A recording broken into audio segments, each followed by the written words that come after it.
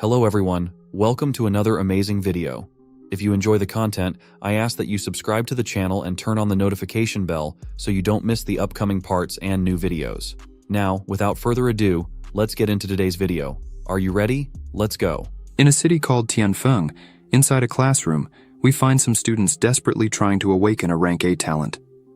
While everyone is talking, one student captures our attention by remaining completely silent, staring at his phone. The other students continue discussing their talents and combat skills. We observe the same student holding his phone, looking a bit disheartened and worried. This is because the inheritance his parents left him is running out, and he may need to sell his house. Despite this, he fears it might not be enough to sustain himself, so he sighs and thinks that the only way might be to enter the magical domain tonight. This boy's name is Zhang Ze. 10 years ago, he came from the earth to this new world. Zhang Ze is the name given to him by his adoptive parents. The Zhang couple treated Zhang Ze as one of their own children. Without them, Zhang Ze wouldn't be able to survive in this new world, and that's why he is truly grateful to his parents. His father cared for him with great love, his mother provided unwavering support, and his sister loved him deeply. It was a beautiful and perfect family, but all of this was about to change. 12 years ago, mysterious demon caves arrived in this new world, bringing a new era of suffering, chaos, and fear to the people living there. These caves randomly appear anywhere in the world, releasing demons that bring with them misfortune and destruction wherever they go. Weapons created by humans were completely useless against these demons. Consequently, there was no way to stop them, leading the world into a true hell on Earth. Amidst all this chaos, we see Zhang Ze completely terrified by everything happening right in front of him. Monsters destroying cities and devouring people. A man who was lying down gathers his last bit of strength and shouts for Zhang Ze to flee. This man was Zhang Ze's father, on the brink of death. His father pleads for Zhang Ze to take care of his sister with all his strength and begs again for them to run away. Seeing his father in this situation, Zhang Ze can't contain himself and starts to cry. Zhang Ze and his little sister try to reach their father to help him in some way. However, a gigantic demon is approaching in the direction of their father, who is trapped in the debris. The monster crushes their father before their eyes, leaving Zhang Ze completely desperate. Humans were brutally massacred by demonic beasts for a long time. That was the reality they lived in. The remaining humans, desperate to try and stop this chaos, rushed to the entrances of the magical domain. Upon entering, they discovered that people who entered became stronger than an ordinary human, and even after leaving the magical domain, those who entered still retained their newfound powers. This brought a spark of hope to everyone there, encouraging them to fight for their lives. With positive results, nations began creating magical domain fighters in an attempt to combat demons and restore peace to the world. And it was successful. The international organization known as the Magical Domain Fighters Association was soon established. The school implemented a level system for fighters, ranging from 1 to 5. The first level, the second level, the third level, the fourth level, and the fifth level. To fight high-level demonic beasts, only 5th-level magical fighters are capable of killing them. Among the 5 fighter classifications, there are 7 talent rankings that can be awakened, ranging from rank D to rank SSS. The higher the ranking of their abilities, the greater their power, making it easier to defeat demons. According to the rules, only people with rank A talent can pass the evaluation to become first-level magical domain fighters. Classes had already ended, and it was getting late.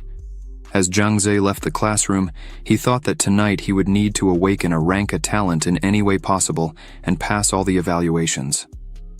Upon arriving home, his sister was preparing something special for him as it was his 18th birthday. Looking at the dish his sister made for him, Zhang Ze smiled and invited her to eat. Apologizing, his sister explained that she wanted to do something special for him since, besides his birthday, it was also the day Zhang Ze would enter the magical domain to awaken his talent.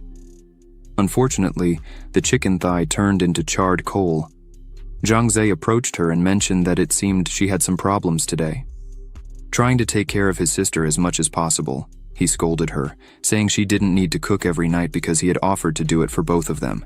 He emphasized that his sister's studies were their priority, so she shouldn't waste time on such things. Zhang Zi took his sister's plate, removed the burnt part of the chicken, and said that the meat was very tender and delicious. His sister's mouth watered at the thought, and she tried to grab the plate, asking Zhang Zi to leave some for her, making everything right between them. As night fell, his sister mentioned she would go to a friend's house to study. She asked Zhang Zi to be careful when entering the magical domain later. Zhang Zi told his sister that she could go, but should be back before 9:30 at night, not to worry him. As soon as his sister left, Zhang Zi looked at his watch, which warned him that he had only 10 seconds left to enter the magical domain. Zhang Zi prepared himself, thinking that regardless of whether it ended in glory or disaster, he would give it his all. His watch began emitting rays, and a portal opened around him. Upon entering, a fairy appeared, welcoming him and stating that she would be his guide. Nervously looking around, Zhang Zi asked the fairy if this was the testing ground for newcomers. The fairy told Zhang Zi to choose a name and appearance to use while in the magical domain. Zhang Zi had already thought about it, and he chose the name Asura and the appearance Masked. While picking the name and appearance, Zhang Zi thought that his friends had mentioned this was addictive, so he needed to stay alert and protect himself. His fairy guide agreed with Zhang Zi and used her magic on him, causing him to levitate, and suddenly, a new outfit appeared on his body.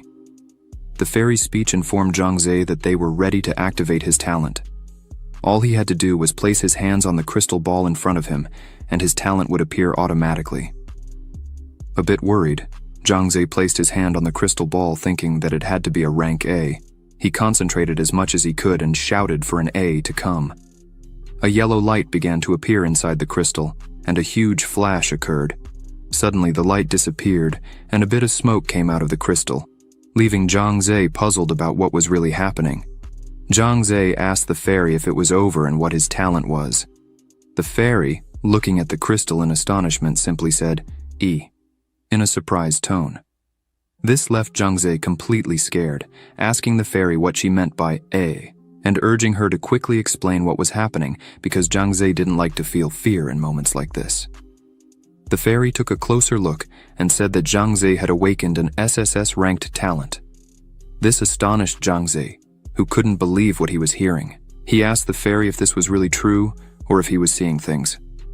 The fairy confirmed that the talent Zhang Zi had awakened was indeed SSS ranked, legendary. No one in that world had awakened it before. Completely overjoyed, Zhang Zi said that if his awakened talent were S-ranked, he would already be recommended to a renowned academy with unlimited prospects. However, he awakened an SSS-ranked talent. Zhang Zi couldn't even imagine what this could offer him. Finally, Zhang Zi would be able to change his and his sister's lives. The fairy told Zhang Zi that this was the manual explaining his talent. He could read and consult it whenever he wanted. Zhang Zi's talent specifications were 0 experience to 1,000, 10 MP consumption, 60-second cooldown effect. After killing your target, you can summon a replica of it. The replica and the original are completely identical, with no time limit, and it can reach a maximum of 5 levels. Note: Level 1 summoning art can summon 10 replicas. Level 2 art can summon 30 replicas.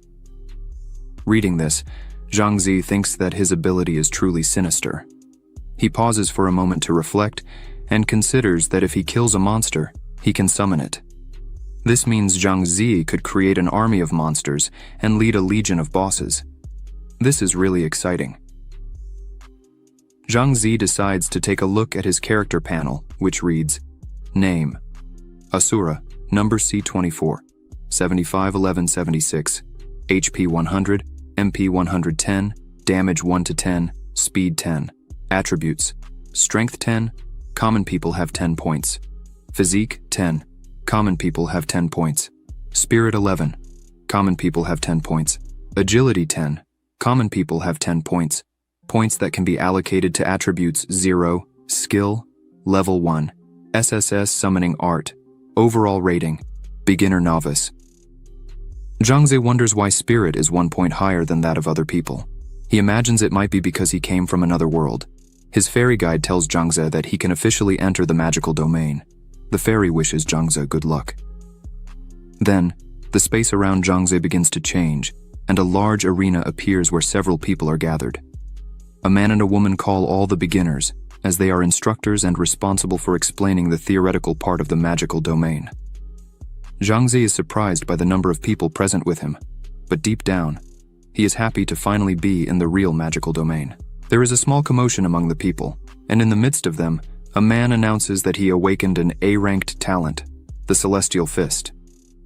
Some people comment on this, expressing envy for the man who truly awakened an A-ranked talent. The other guy next to him says that his talent rating is only B, but he is already happy with that. All of this surprises Zhang Zi because his talent is SSS ranked. Another student falls to the ground completely devastated and crying because his talent is only ranked D. His friend tries to cheer him up, but suddenly, one of the instructors interrupts everyone, telling them to form a line so they can get their weapons. Once everyone is in line, the instructors begin explaining that the magical domain is not just a game. When you die there, you are really dead. The instructor emphasizes that he has seen many enter thinking it would be fun and a game, and all these people met a tragic end. The instructor says it's a lawless battlefield, so they must be careful and protect themselves from beasts and other people. Liars and murderers are everywhere there, so don't trust anyone easily. The other instructor adds that everyone should remember that. To leave the magical domain, they should return to this same place, the altar, as only with the altar could they return home. After the explanation, they began to distribute the weapons, and it finally came to Zhang Zi's turn. The instructor says that Zhang Zi needs to register before choosing his weapon. So, she asks about his talent and ranking. Zhang Zi answers that he is ranked D. The people behind him start laughing. Zhang Zi thinks that there are many people there, so he hid his true ranking. People are cruel and have evil hearts. No matter the strength of your talent, you still run the risk of being stabbed in the back. So Zhang Zi chose to keep a low profile until he really becomes a fighter. While Zhang Zi chooses his weapon, the other men in line start mocking him. The instructor offers a long wooden bow with the following specifications. Class D, damage 10 to 20, no special effects, durability 100 out of 100. The instructor says that this bow would be good for Zhang Zi since his attack is not particularly strong. At least the bow would keep him safe due to its long range.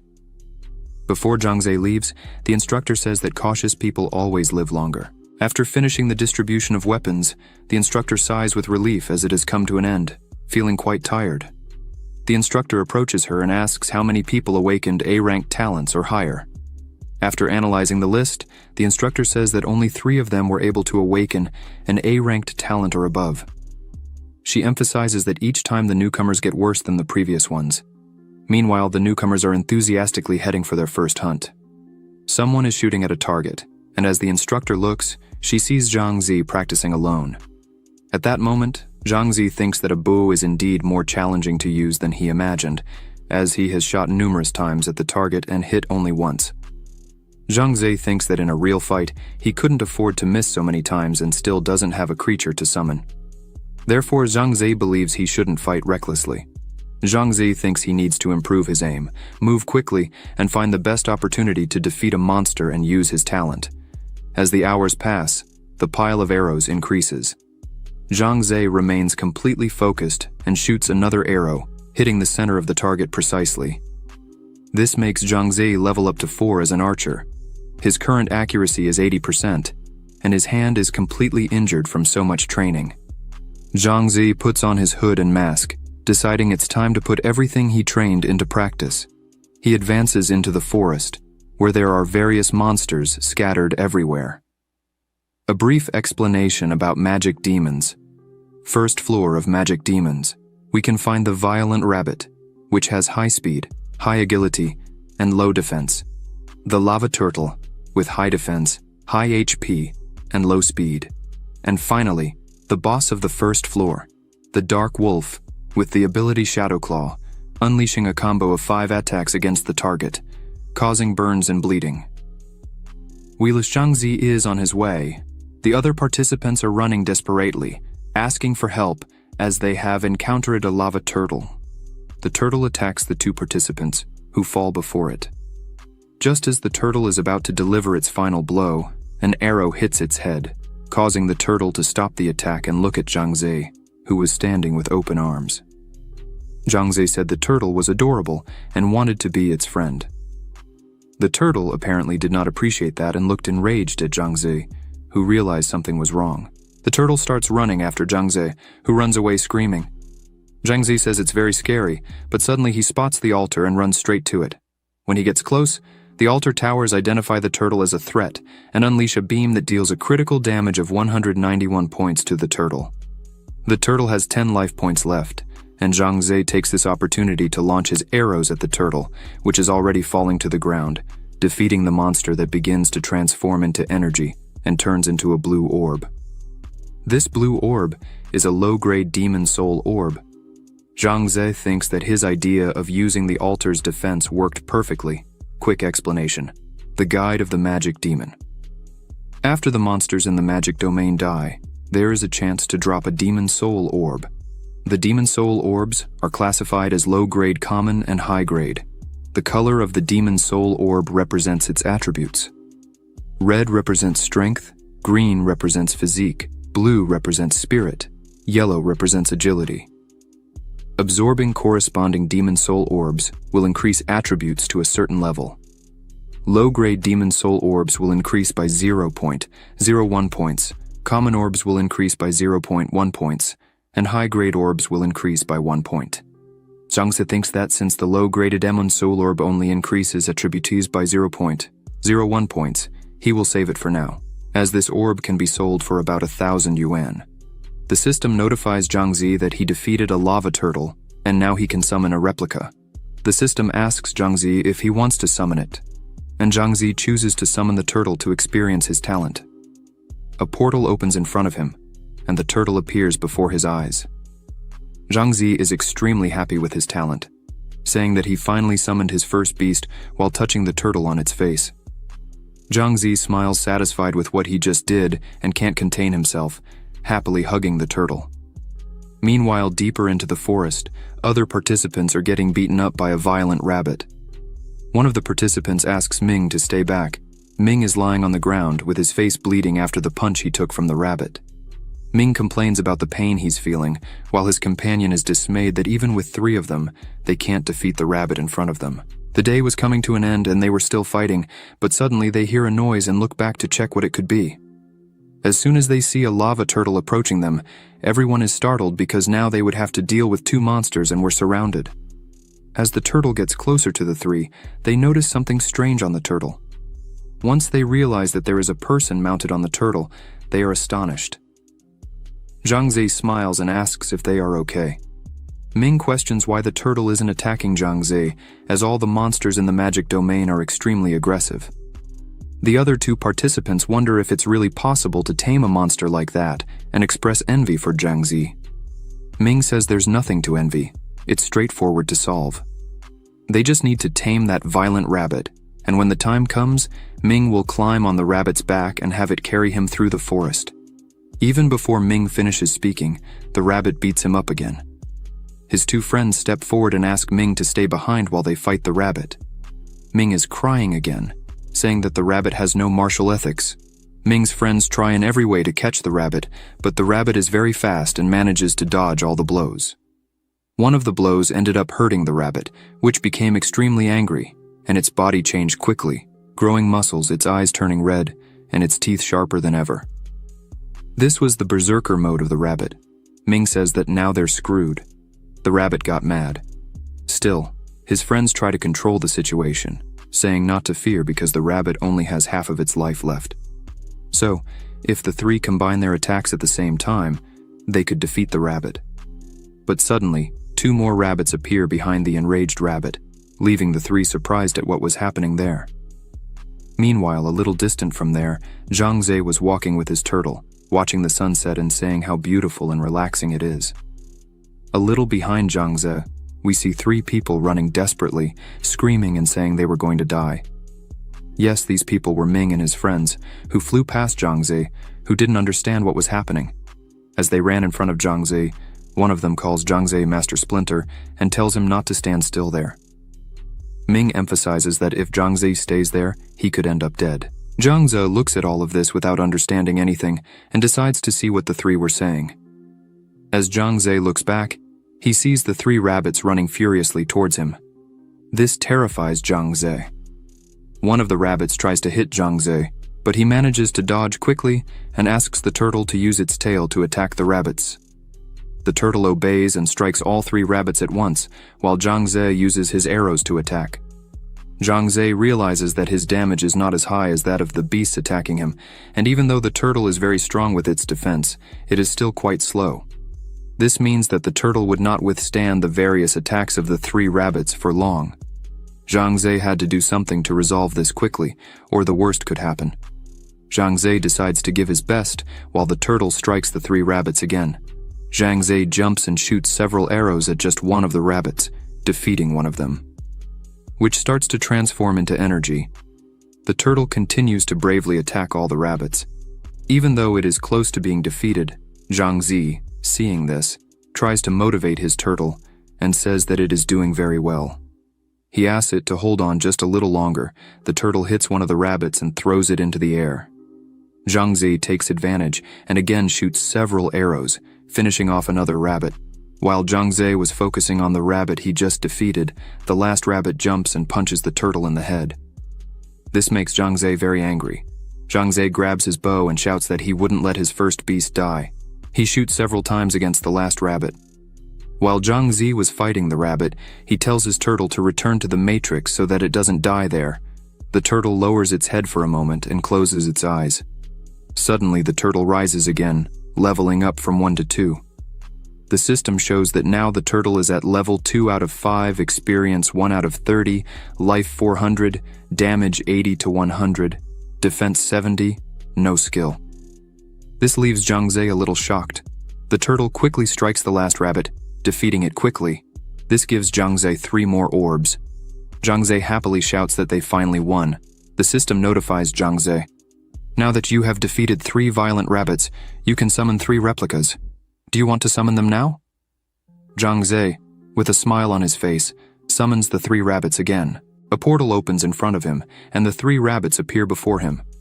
Zhang Ze is extremely excited about what he has just achieved.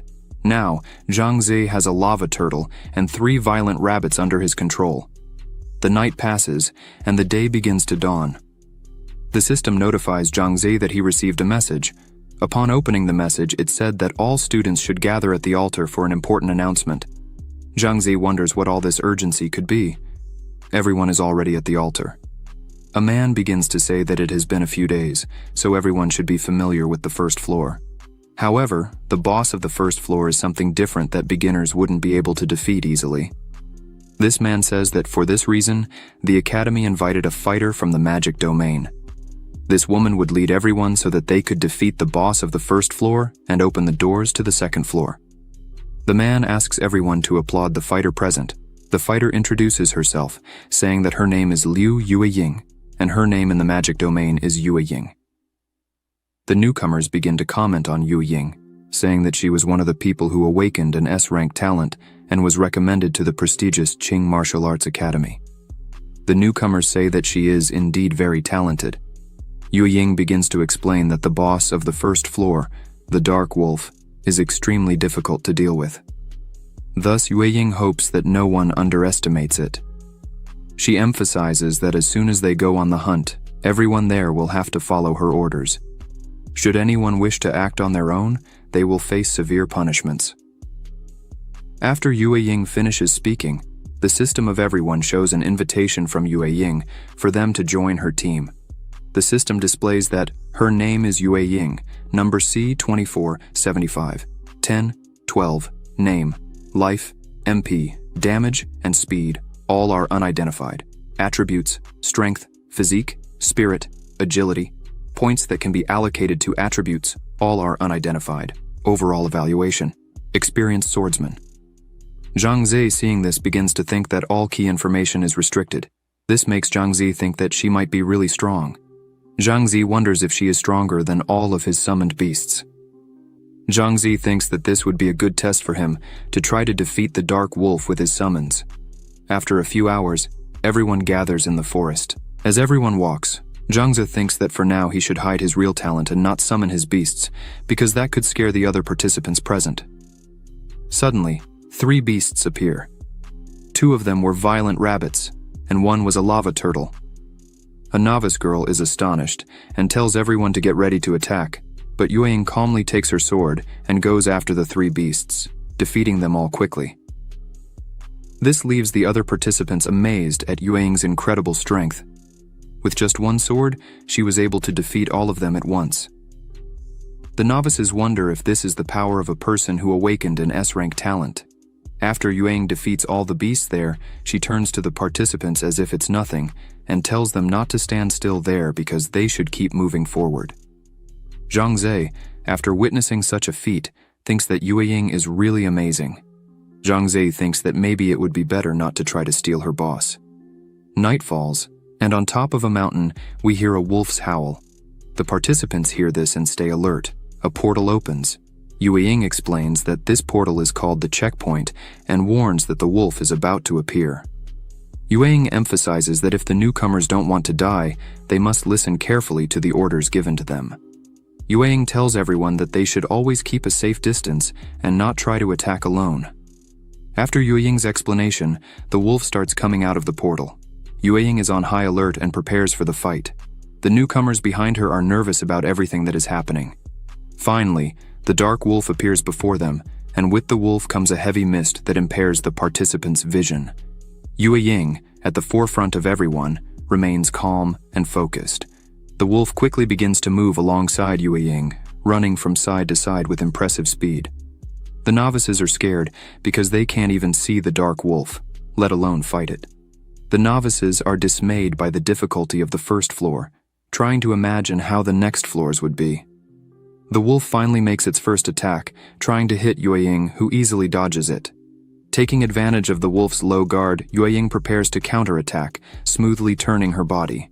Yueying applies several consecutive blows to the dark wolf, causing significant damage to the wolf, which falls to the ground already defeated. The novices still don't understand how it ended so quickly, but they are happy to have won. One of the novice girls says that she managed to see what happened and explains that this is Yueying's S-rank talent, the light cut. Zhang Zhe, upon hearing this, wastes no time and immediately opens his system to check what this move called light cut would be. The system shows that the move is called light cut, S-rank, level 1, 378 experience, consumption, 10 MP cooldown 60 seconds, effect attacks the target with fencing skill. Each damage cut is doubled.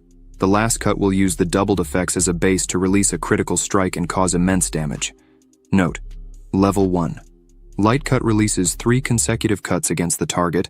Level 2 releases 5 consecutive cuts against the target. Level 3 releases 10 consecutive cuts against the target.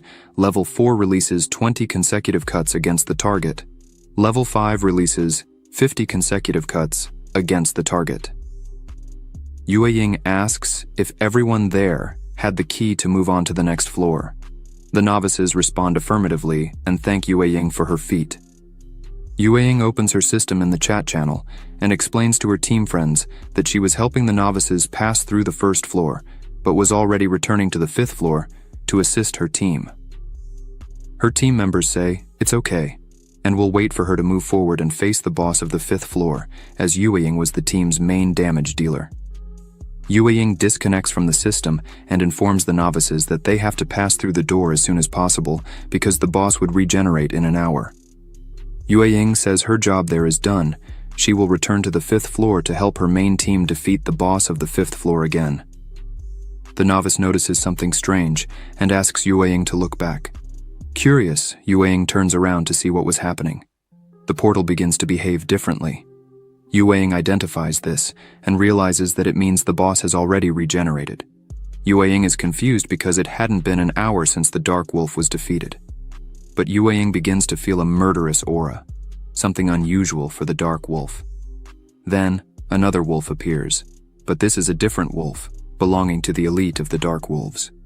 The novices are scared by this and start questioning how it could look like an elite boss.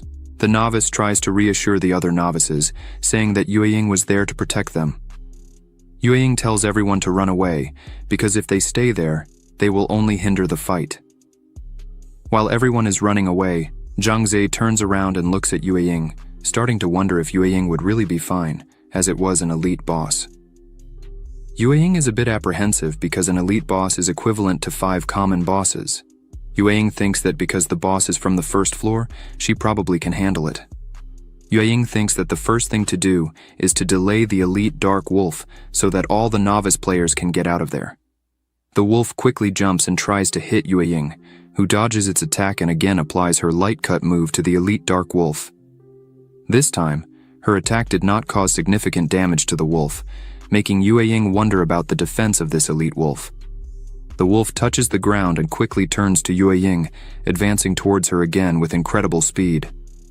This time, Yueying can't dodge enough, and the wolf's attack ends up injuring Yueying, causing cuts and bleeding throughout her body. The system appears and notifies Yueying. You are bleeding. 115 points of life have been lost due to bleeding. Every 10 seconds, 1% of your total life will decrease. If the bleeding continues, you will bleed to death.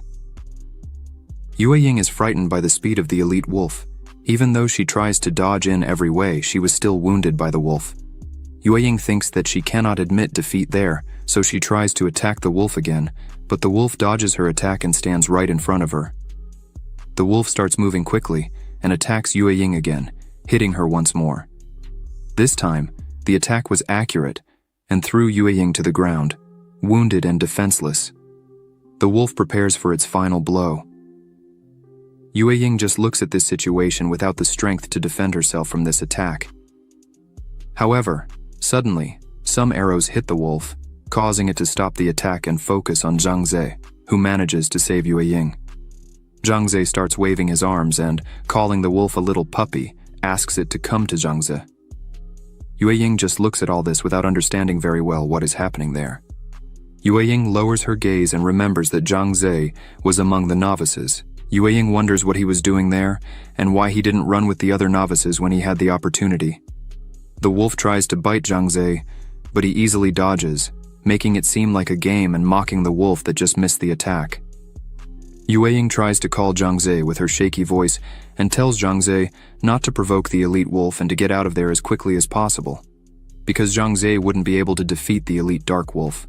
However, Zhang Ze continues to draw the attention of the wolf to himself while moving away from Yueying, who is lying on the ground without understanding why Zhang Ze, a novice, is doing this. He will end up dying if he continues like this.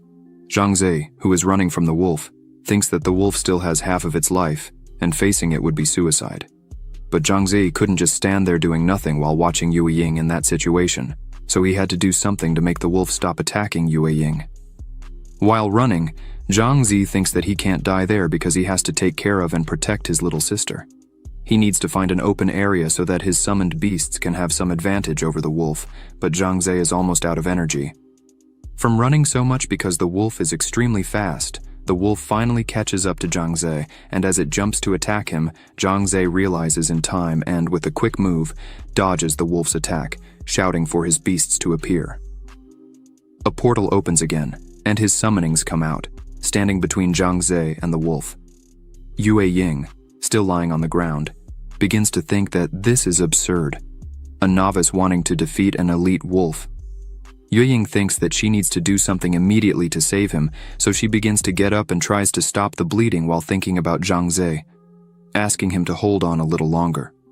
Suddenly a woman arrives and uses her green blessing power, starting to heal Yueying. When Yueying turns around, she sees that it's the little princess who is helping. Yueying asks her how she got there. Suddenly the rest of her team appears. The little princess says that everyone came.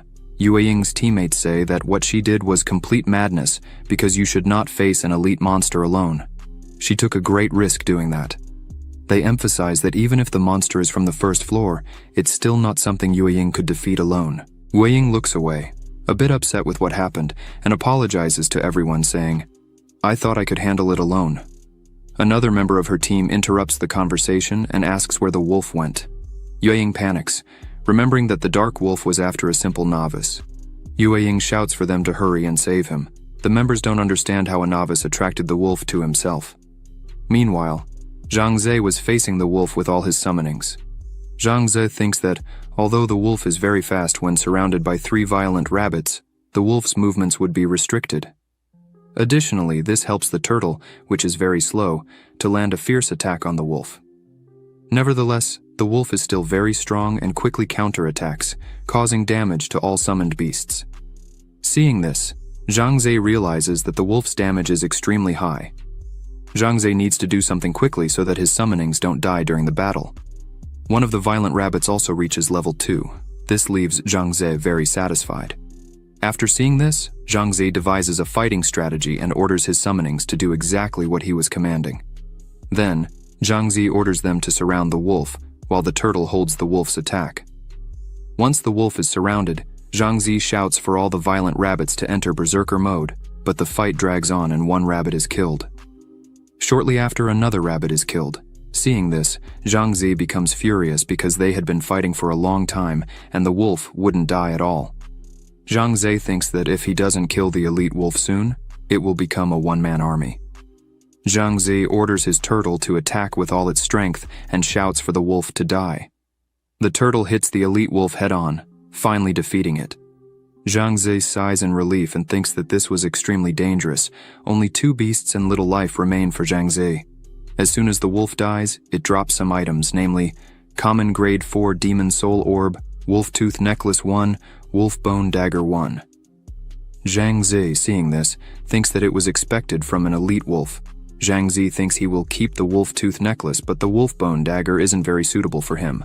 Although the dagger deals good damage, Zhang Ze doesn't like melee combat, so it wouldn't be as useful for him. The system shows that the wolf bone dagger has the following specifications. Grade C, damage 50 to 90, no special effects, durability 100 out of 100. The system also shows that the necklace has Grade C, spirit plus 0.5, no special effects, durability 100 out of 100. Zhang Ze decides to sell the dagger so he can go back and use the money to pay for his sister's treatment. Zhang Ze gets up, pats the head of the last violent rabbit, and thinks that, although he had 2 losses, it was necessary for him to capture the elite dark wolf. Then, Zhang Ze looks forward and summons his new toy, the elite dark wolf. A huge portal opens again, and the wolf appears. The system shows that the wolf has the following data. Level 1 of 5, experience 1 out of 10, life 3000, damage 260 to 380, defense 1500, skill shadow claw. Zhang Ze, seeing this, is extremely happy because its attributes are absolutely incredible. Zhang Ze thinks that the existence of this wolf on the first floor is certainly a miracle. Night falls again and Zhang Ze decides to go back since he still has classes in the morning. After some time, the little princess finds something and notifies her entire team. Finally, they reached where the battle between Zhang Ze and the elite dark wolf took place. Analyzing the ground, they see several marks left by the fierce fight. They definitely know the novice was around. One of them goes searching but quickly returns, saying that they found nothing. Another member says there isn't much they can do. After all, the boy was just a novice. There's no way he could have survived that. He emphasizes that the novice was able to sacrifice his own life to save another person, showing a kind and brave heart. After hearing this, Yueying hangs her head in thought. Yueying simply starts walking and says that she will personally go to the school to find Professor Liu Wei. Certainly, he is the novice's teacher, so if something happened, he will know how to answer. While leaving, Yueying blamed herself for all this, thinking that if the novice really was killed there, the blame was all hers. Zhang Ze was already at his home, and apparently, today was a great day, because Zhang Ze managed to gather several orbs to sell on the trading website. Zhang Ze looks at the system and sees that he has collected 61 low-grade Demon Soul Orbs and 25 common-grade Demon Soul Orbs. Zhang Ze decides to take one of his Strength Orbs and consume it to increase his strength a bit. Zhang Ze thinks that, as the magical domain guide says, if his strength increases there, it will also increase in his real life. Zhang Ze decides that he will test this tomorrow in the school gym. The next day, as soon as Zhang Ze wakes up, his sister is already finishing setting the table for breakfast. She asks Zhang Ze to go wash up while she finishes everything. Zhang Ze tells his sister that he asked her not to spend her time cooking because he could do it. But his sister, smiling, replies that it's just breakfast, no problem. While Zhang Ze brushes his teeth, he thinks that his sister's artificial kidney was depleting. Zhang Ze needed to pay the rent as soon as possible. He also wonders if he should tell his sister that his awakened talent is SSS rank. But as soon as he comes out of the bathroom, he thinks it's better not to say anything to avoid worrying his sister. While Zhang Zhe is drying his face, his sister notices that he came home late last night. She imagines that he didn't awaken such a good talent. So, to protect her brother, she tells Zhang Zhe that the magical domain is very dangerous and says that he doesn't need to go anymore because she has an idea to pay the rent. Zhang Zhe is curious about this and asks his sister what that idea would be. His sister simply says that she has a plan for it. Zhang Zhe finishes his coffee and heads to school, but before leaving, he tells his sister that at her age, she should focus more on studying and not worry about rent. His sister bids him farewell and asks him to be careful at school. In the 5th building, students are discussing their awakened talents. One of them mentions only getting a D-rank talent, while his friend responds that he got a B-rank talent. Meanwhile, Zhang Zhe quietly walks past without drawing attention. While the students chat, Zhang Zhe sits down and takes out his phone again to check his sales. Upon opening his app, he realizes that all the items have been sold. The total sales amount to 198,000 for Zhang Zhe. He decides to withdraw this money and plans to get more orbs when he returns to the magical domain later today.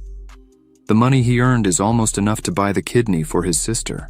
However, suddenly, the teacher asks everyone to be quiet and inquires if everyone is present. The students notice that Yue Ying is right in front of them. The students start commenting on her, praising her beauty, but Professor Liu Wei interrupts them and mentions an unexpected event during the intense battle against the first-floor boss. Professor Liu Wei asks who helped Yue Ying attract the wolf that day and requests the person to stand up, as Yue Ying would like to express her gratitude personally. The students begin to wonder who could have done such a thing, while Zhang Zhe simply thinks that he doesn't need thanks because he doesn't want to expose himself in front of everyone. As no one in the classroom speaks up, Professor Liu Wei tells Yue Ying that the person who helped her probably isn't from this class. Yue Ying agrees and asks the teacher to inform her immediately if he learns anything. Professor Liu Wei agrees and suggests that Yue Ying should return to her classroom for now. While the two talked outside the classroom, students speculated about the hero who saved Yue Ying. One student near Zhang Zhe says he knows who saved her.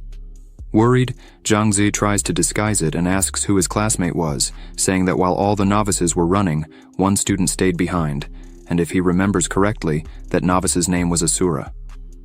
Zhang Zhe tries to navigate the situation by asking if he is sure, because Asura might have just gotten nervous and run the other way. His classmate says to forget about it, and invites Zhang Zhe to hunt some monsters tonight since he had already invited 2 girls. Zhang Zhe smiles and says he can't go because he has to work at the martial arts salon. His classmate notices something and asks Zhang Zhe if his sister needs money again. Zhang Zhe says yes, but assures that everything is fine because he is taking care of it. His classmate is reassured and says it's okay, suggesting that if Zhang Zhe enters the magical domain tonight, he should look for him. His name in the magical domain is Chubby Hunk. Classes come to an end, and Zhang Zhe goes to the gym to work. While cleaning, Zhang Zhe thinks that if he can sell a few more orbs, he probably won't need to work there anymore. While Zhang Zhe was cleaning, a group of people was looking at someone named Zheng. Everyone was praising him because Zheng had just lifted 507 caddies, 7 caddies more than required to be admitted to the prestigious Qing Martial Arts Academy. Moreover, Zheng's awakened talent is ranked A, so his future was almost certain. Zheng says that this is nothing yet, as there are many stronger people out there. His friend says he's being too modest, except for the goddess Yue Ying. Zheng was the strongest there, and he dares not compare himself to the goddess Yue Ying. Zheng says she was blessed by the gods with an S-rank talent and was recommended for admission to the prestigious academy. At the Qing Martial Arts Academy, Zheng emphasizes that he would be happy to have half of Yue Ying's strength.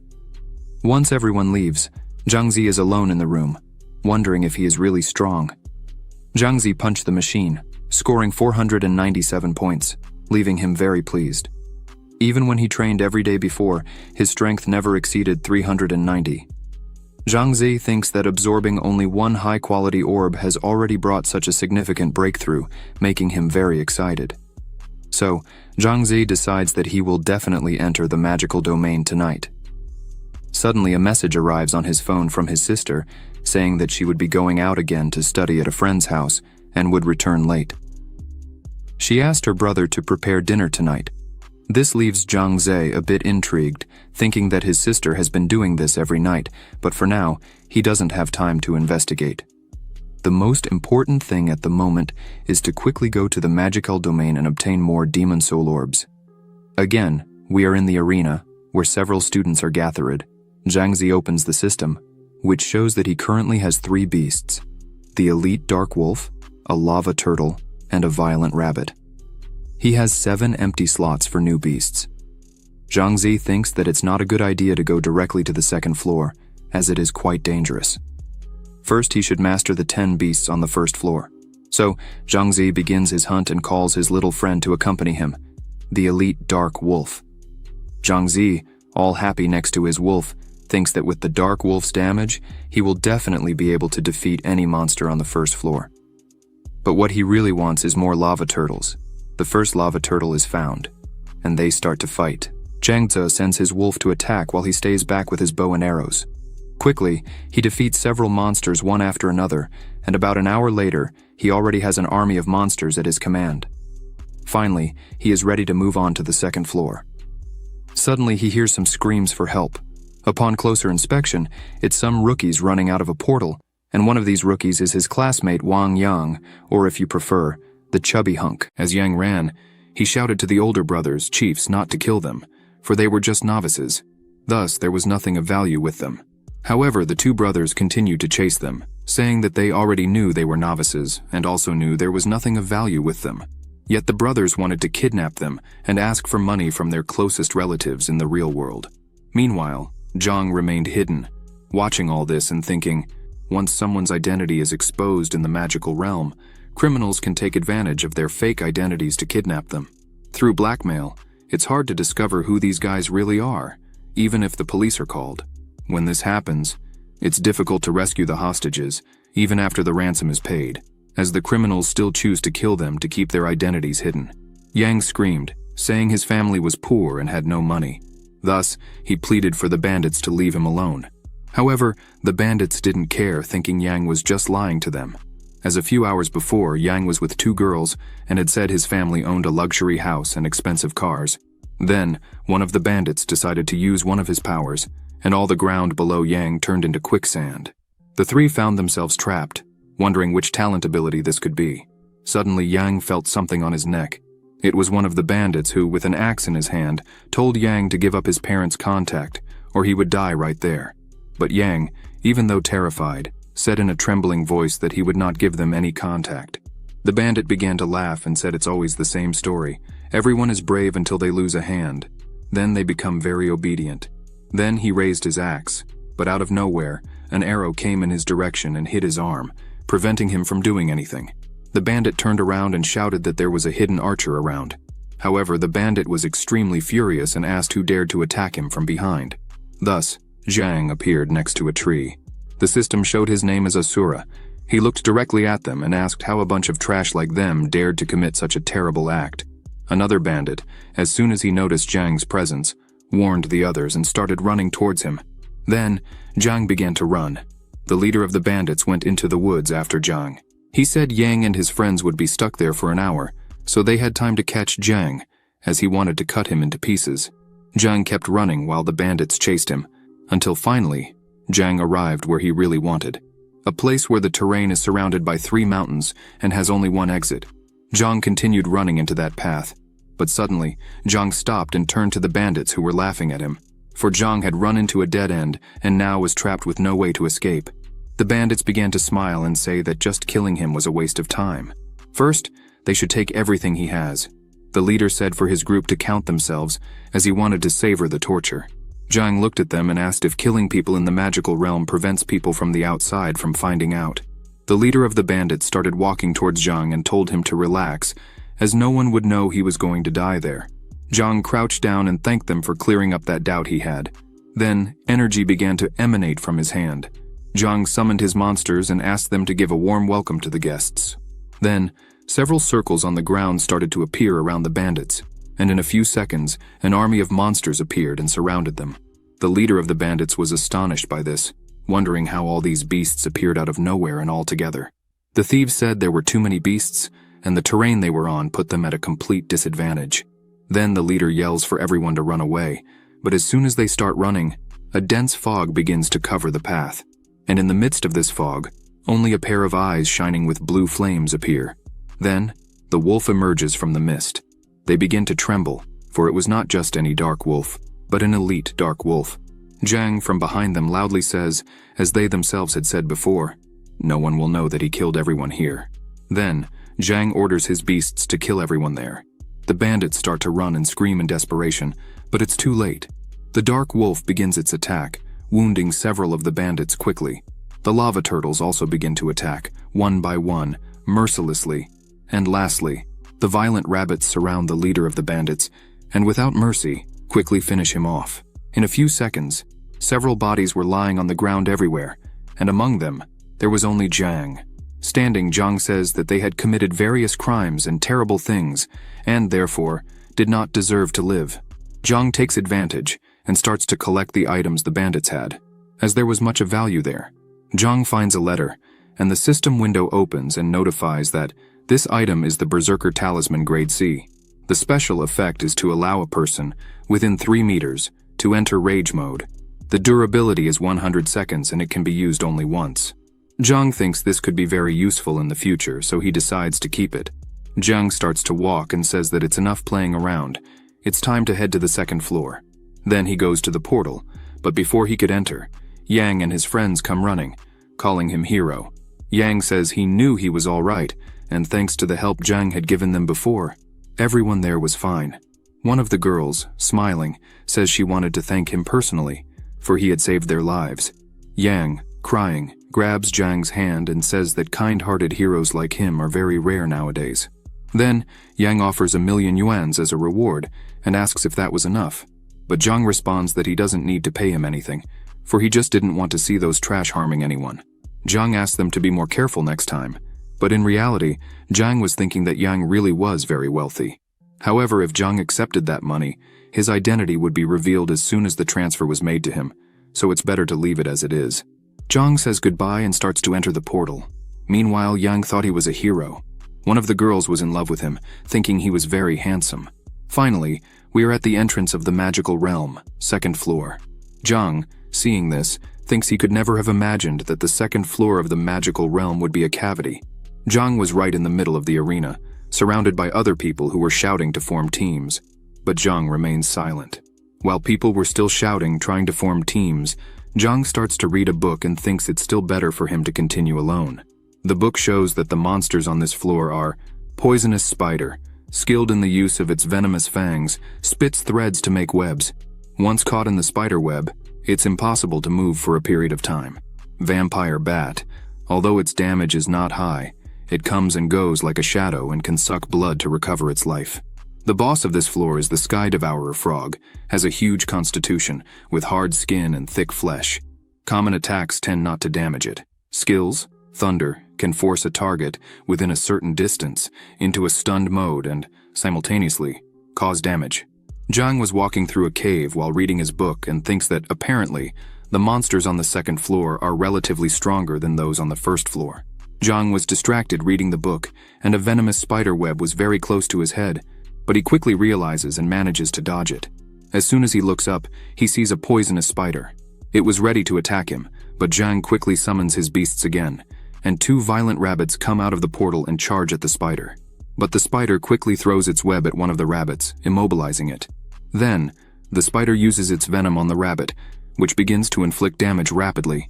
Seeing this, Zhang thinks that the spider's damage is not strong, but as soon as the venom comes into contact with the body, the health points start dropping quickly.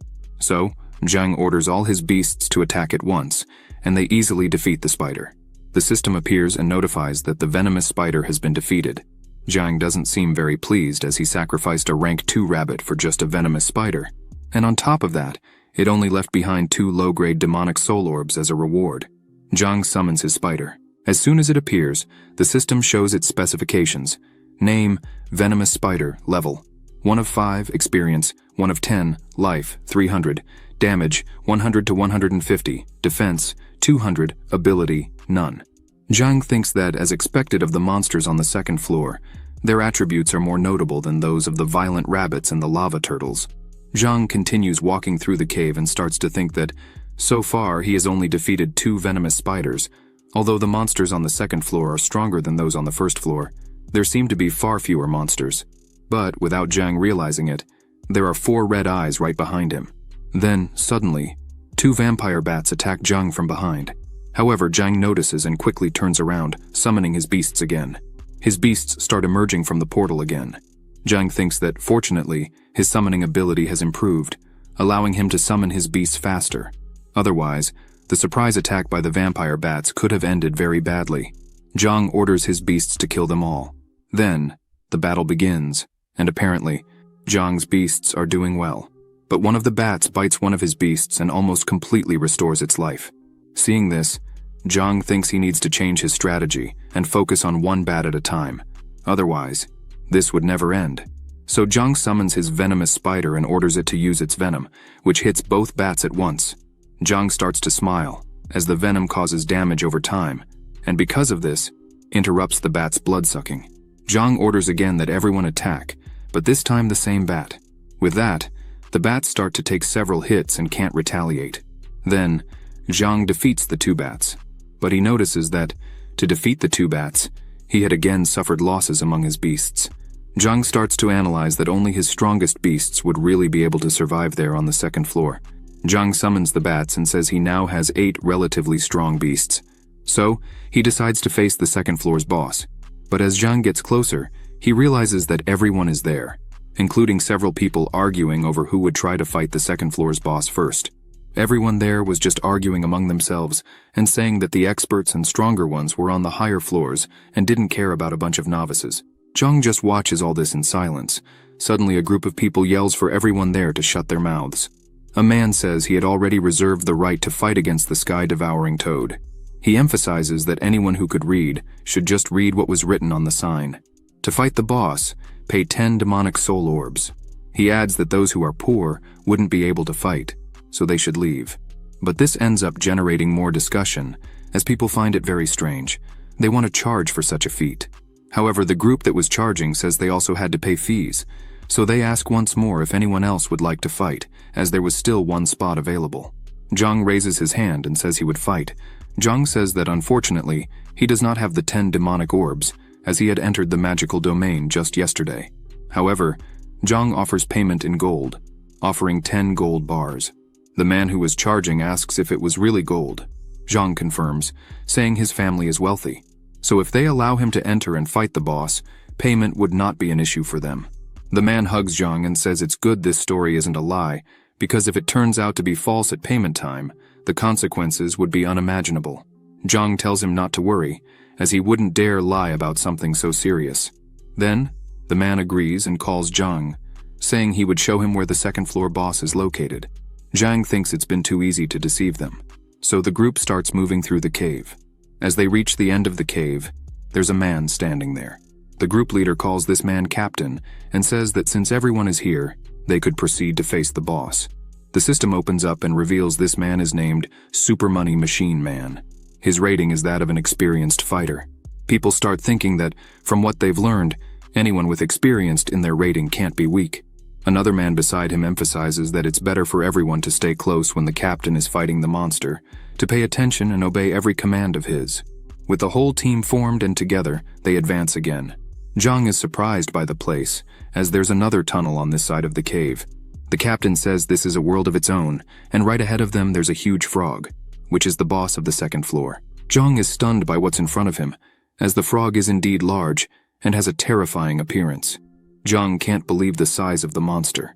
The captain starts to take off his shirt and asks others to keep their distance, as he's going to start the fight. The captain jumps towards the frog, and fire begins to emanate from his hands.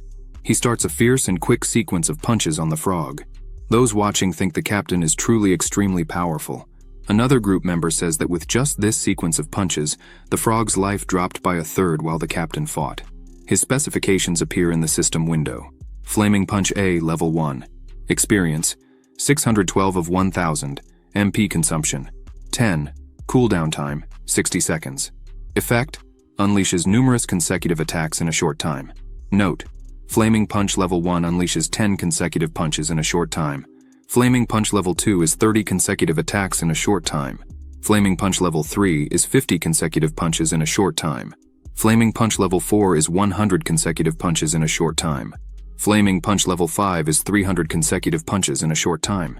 Meanwhile, the fight continues, and the frog launches a giant fireball, but the captain easily dodges it. The explosion from the attack, as soon as it hit the wall behind, startled the other group members. The captain uses his flaming punch again and starts rapidly striking the frog's head. Zhang, seeing this, thinks the frog still has half its life, so he needs to calculate perfectly to land a fatal arrow and deliver the last blow to the frog. The captain prepares to kill the frog and shouts for it to die. While the captain was finishing off the frog, Zhang saw the opportunity he had been waiting for. So he takes his bow and arrow, aims carefully, and fires. The arrow hits the boss frog's eye, but it wasn't enough to kill it. However, the frog becomes enraged and knocks down the captain. The boss frog is now focused on Zhang. The group leader said they were supposed to stand aside and do nothing. So, why did this boy try to do that?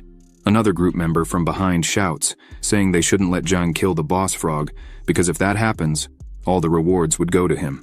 The frog starts chasing Zhang, but as the group was about to do something, the captain stands in front of the portal and crosses his arms, saying no one should do anything because a novice tried to steal the rewards.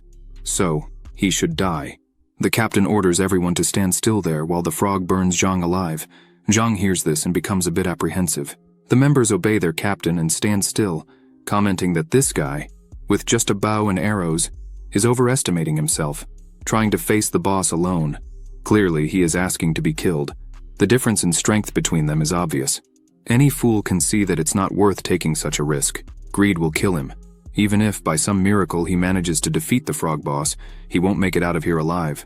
While they just watched, Zhang was fiercely fighting the frog boss, easily dodging the boss's fire attacks. But as soon as the frog boss would be killed, the captain and his team would not let Zhang leave there alive. Tired of hiding, Zhang decides to use his innovations. Then, his crossbows appear surrounding the boss. This surprises everyone there with such a skill. The captain starts to watch attentively, as he had never seen or heard of a talent as strong as this. The monsters start attacking the frog boss. A notification appears saying the frog boss is weakened.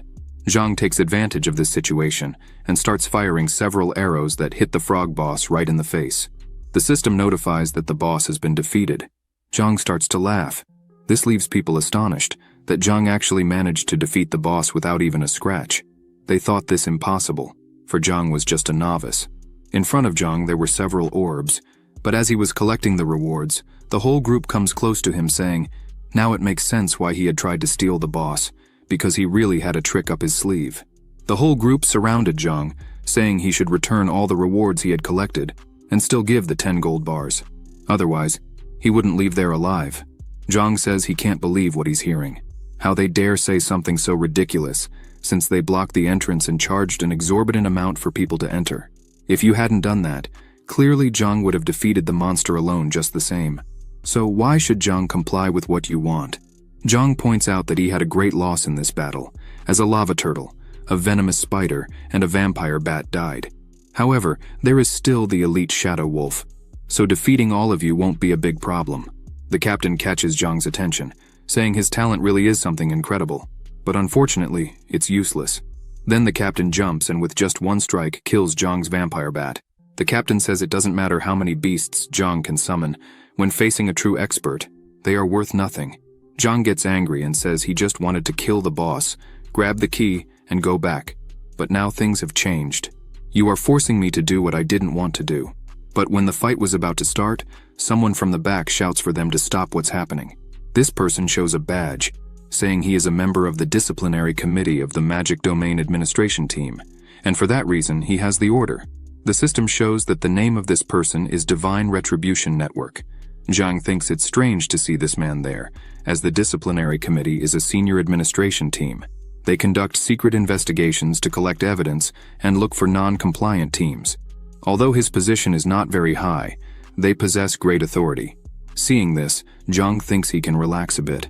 One of the captain's subordinates says that if this guy reports everything they did there to the senior section chief, they would be lost. so they should fight with everything they have against them. The council agent says he had already recorded everything they did and would pass it on to the superiors. Then, he asks for everyone there to surrender peacefully. The captain smiles and says that unfortunately they wouldn't have that opportunity. The Magic Domain Administration agent gets a bit scared and asks if they intend to cover up the case by killing them there. And suddenly, Zhang and the agent were surrounded. The agent takes his weapon and tells Zhang not to be afraid, as he would protect him. The agent tells Zhang that the talent he has shown is something unparalleled and very promising. As soon as they manage to get out of there and arrest everyone, the agent says he will introduce Zhang to the committee. Then the fight begins. One of the captain's henchmen rushes forward, but the agent uses his ice beam and freezes him instantly. Another henchman is surprised, as the agent has an A-rank talent. However, the captain says they need not worry, as they have the numerical advantage and the recharge time for that ability is 60 seconds. This would give them the upper hand. The captain orders all his henchmen to attack at once. They charge fearlessly, but the agent skillfully dodges one of their blows and counterattacks with a kick that sends the henchman flying. The agent smiles and says he was an honor student who graduated from the Tongchuan Martial University. Did they really think he was just a four-eyed nerd? The agent emphasizes that reinforcements would soon arrive, so it's better for everyone there to surrender at once, as none of them can escape legal sanctions. But they continued mocking, saying in their wildest dreams they would not surrender. Then, this man named Lao San uses a spell on the captain's body, who thanks him for it. The captain then quickly jumps with his hands on fire towards the agent, who uses his ice beam again. But it has no effect, as the spell Lao San used on the captain is a B-rank magical resistance spell. For 10 seconds, nothing that is magic will cause damage or effect on the user's body. The agent can't believe it. He then asks Zhang to run away while he can, as the damage from the flaming punch is too high. They wouldn't be able to withstand that attack, but the captain says none of them would escape there alive. The captain prepares his strike and yells for them to die. The agent, with no defensive reaction, just screams in fright, but something stops the captain's strike. As the agent looks, it's a lava turtle that had appeared right in front of him. On top of the turtle, a venomous spider had thrown its web at the captain to hold him for a while. Zhang says the agent could rest now, as he himself would take care of everything. The agent is startled and asks if Zhang is crazy to want to face them head-on like this, but Zhang smiles and says he wouldn't even need to move to defeat them, as others would fight for him. Then, Zhang begins his summoning, and again a dense fog starts to spread throughout the place. The other subordinates ask where it's coming from. Then, an elite shadow wolf steps out of the portal, walking. This leaves them completely frightened, as right in front of Zhang there was a shadow wolf under his command. The captain finally manages to free himself from the venomous spider's web, but as soon as the fog passes behind Zhang, the second-floor boss frog is right behind him. People there start screaming that this isn't possible. They wonder if it was really Zhang who summoned them, while others thought it was a glitch in the magical domain, as two bosses appeared in the same place. But in the end, people understood that it was indeed Zhang who had called the bosses there, and this left them even more surprised, as they thought he was only capable of summoning lesser beasts. A man says this is unfair. How can a talent be so unbalanced as to summon bosses? The woman next to him says the talent must be an A rank, but the man says it's clearly an S rank talent or even higher. Lao San asks the captain what they should do now. The captain, with a serious face, says they have no choice but to fight. Then he focuses and says they could leave the two bosses to him, and the rest of the members should kill Zhang. The agent and the captain leap to attack. The agent tells Zhang to be very careful, but Zhang does not move and only orders his beast to attack. Then the two bosses begin the battle against the captain. The captain manages to dodge the wolf and lands a blow on the frog that takes away a third of its life. The frog tries to hit the captain again, but he dodges and lands another blow, leaving the frog with only a third of its life. Zhang, analyzing the situation, thinks that he expected this from an expert. He plans to eliminate the frog before dealing with the dark wolf. Lao San starts laughing and shouting at Zhang, asking if he really thought he could defeat their captain like that. Lao San emphasizes that the captain had already killed many frogs like that, so this little power Zhang uses is nothing. The agent, seeing this, thinks that the captain really is very strong, as the defense of the sky-devouring frog is weak, so it won't be able to last much longer. Zhang, still very calm, says that since that's the case, then he will have to really show them something powerful. Zhang takes out his Berserker Talisman card. This shocks the agent. Zhang throws it to the elite dark wolf and orders it to kill everyone there. As soon as the card touches the wolf's skin, it starts to disintegrate, and a red aura begins to cover the wolf. Then the wolf opens its eyes, which now glow red, showing a murderous and cold look. The wolf roars, shaking the entire cave. The captain realizes that the wolf's killing intent is uncontrollable. Lao San and his friends realize that the wolf is clearly out of control and has entered berserker mode. The wolf, standing in front of the captain, drooling with the desire to kill. The captain, looking at the wolf, starts to think about how it entered berserker mode without the captain having attacked. He starts to run. As he runs, he looks back and thinks that clearly an elite dark wolf in berserker mode would be impossible for him to defeat. So, to save his life, the captain decides to flee. Zhang looks at this and asks if the captain really is going to try to flee, as now it seems a bit too late to try to escape. The wolf catches up quickly, and a strong fog covers all of the captain's vision. Then, several attacks begin, and the captain starts to take damage, one after another, without the slightest chance of defense. The captain continues to receive all the hits from the dark wolf. Lao San screams for his captain, but their captain falls to his knees, and with a trembling voice, begins to wonder if this kid is really that powerful. The captain understands that all this is his fault, for he completely underestimated his opponent. Then, the captain begins to fall, and the system notifies that he has just been killed.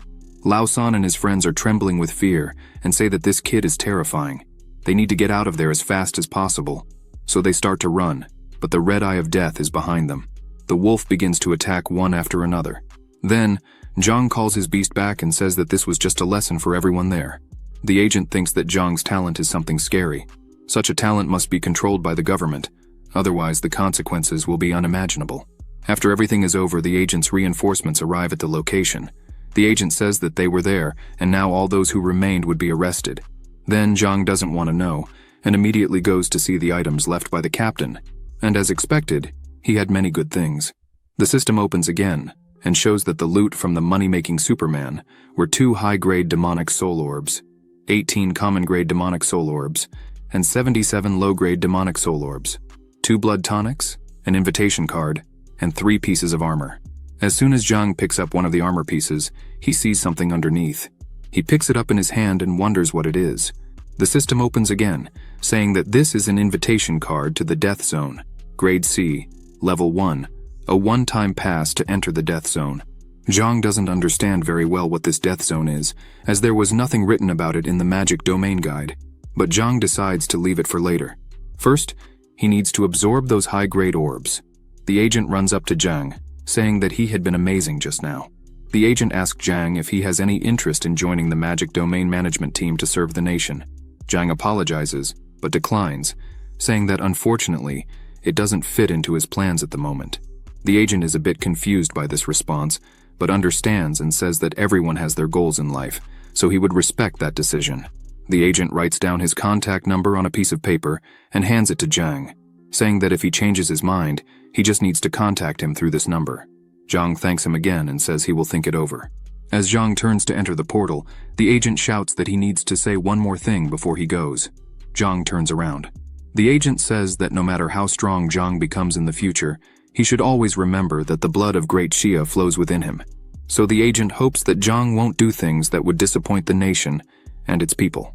Zhang turns back to the portal and says he can rest easy, because he is also a citizen of Great Xia. After that, Zhang enters the portal that leads him to an ecosystem entirely different from the previous one. In the center of the arena, Zhang looks around and thinks that apparently, there are far fewer people here compared to the first 2 floors.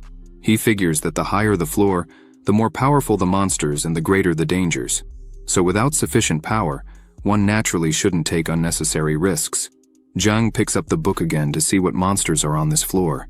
Goblin Warrior, Goblin Thrower. Apparently this floor deals with more humanoid monsters, instead of beasts or insects. Zhang thinks that things are finally starting to get more interesting. But Zhang notices that it's getting quite late, so he decides to head back. Back at his home as he enters, Zhang notices that all the lights are off.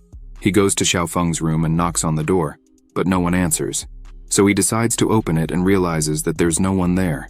It's late at night, and she still hasn't returned. Then, Zhang remembers she had mentioned going to a friend named Pan Pan's house.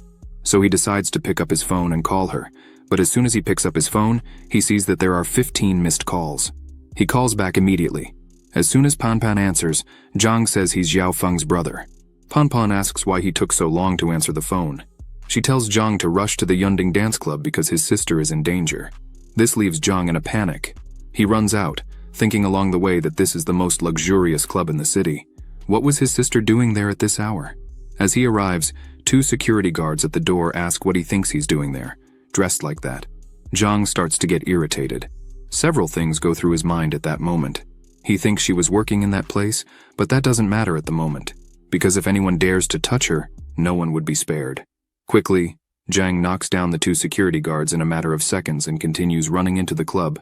Inside the club, there are some people, and a man is telling them to stop the nonsense and accompany young Master Chung for a drink. So why was she making all this fuss? The man offers a card saying there's 10,000 in it, so she should just get on with it and start drinking.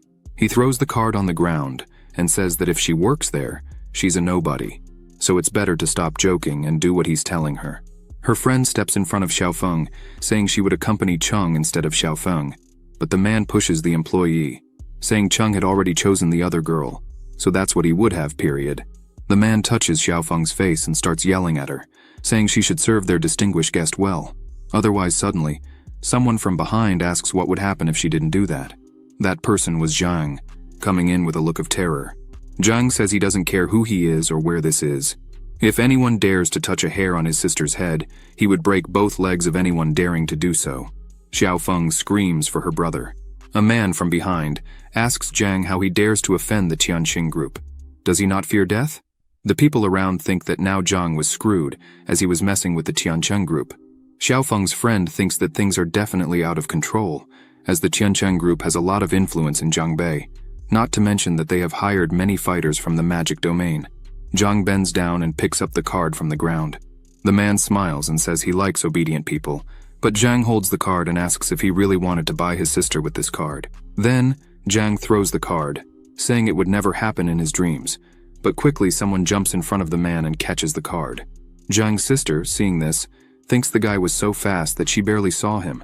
The chubby man orders everyone there to grab Zhang, and after beating him up, break his legs.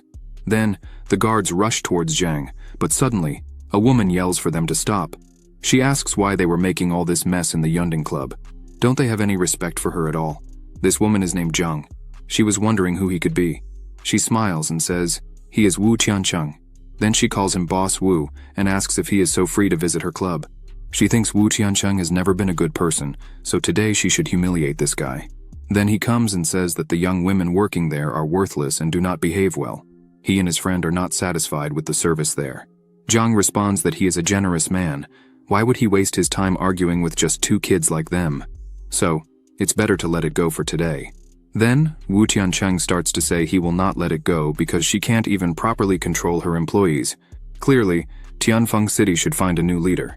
Zhang smiles and says, Wu Tiancheng is welcome to have fun in Tianfeng City whenever he wants. But she points her finger and says if he came there to bully the citizens of her city, then he might as well go back to Jiangbei. After that, the people there start to celebrate and say that's right. Jiang is correct. Wu Tiancheng starts to laugh and says they are all fools, because if it wasn't for the donations he makes to help train fighters in the magic domain and prevent monster invasions, they would all be dead by now. In the future, only the strong will be able to enjoy life. Wu Tiancheng points to Xiaofeng and says he will definitely take her with him today. This leaves her very scared. Zhang says that if that's the case, then he shouldn't blame her for what's going to happen now. She prepares to strike him. But again, the same guy quickly steps in front and with extreme ease throws her away.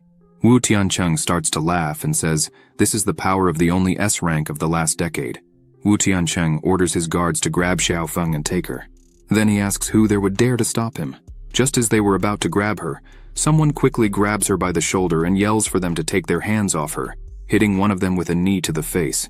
Chung, seeing this, gets excited. Zhang repeats that anyone who tries to touch his sister, he would have no mercy. Chung says Zhang is really fast. Wu Tiancheng asks if he's also a fighter from the magic domain.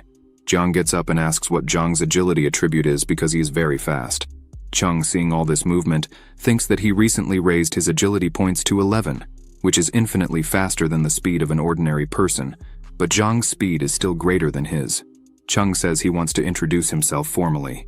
Then he starts saying his name is Chung, a third-year high school student from Longhu. Chung asks Zhang's name, who replies that he is a third-year student from the 5th high school in Tianfeng City, and his name is Zhang. Chung says he didn't expect both of them to be in the same year. Then, he suggests they should compare grades, but Zhang turns away with his sister and says he's not interested. Chung doesn't like this attitude much. Zhang notices something different, turns quickly, and breaks a bottle with a kick that Chung had thrown at him. Chung is surprised, saying Zhang really is very fast. But unfortunately, if Chung didn't give permission, neither Zhang nor his sister Feng would leave there. Zhang shouts that Chung is extremely strong. The weight of his punch is at least 200 catties, so they should be very careful with him. Zhang hears this and doesn't care, just asks his sister to step back a bit, that they would go home soon, as he was only going to beat Chung first. Chung says he was looking for an opponent of his level at the school in Jiangbei, but didn't find one. However, Chung says he is very lucky to have found Zhang right there. Chung says he hopes Zhang doesn't disappoint him. Suddenly, Chung jumps with terrifying speed to attack Zhang. Zhang, seeing this, gets worried, as apparently Chung was hiding his real power. This punch at this speed must weigh at least 1,000 catties, but Zhang easily dodges Chung's attack. Zhang thinks his strength is in speed, so he needs to use this as his main attack. Zhang punches Chung, who defends with his arm. Chung says Zhang is quite strong, but still not compared to him.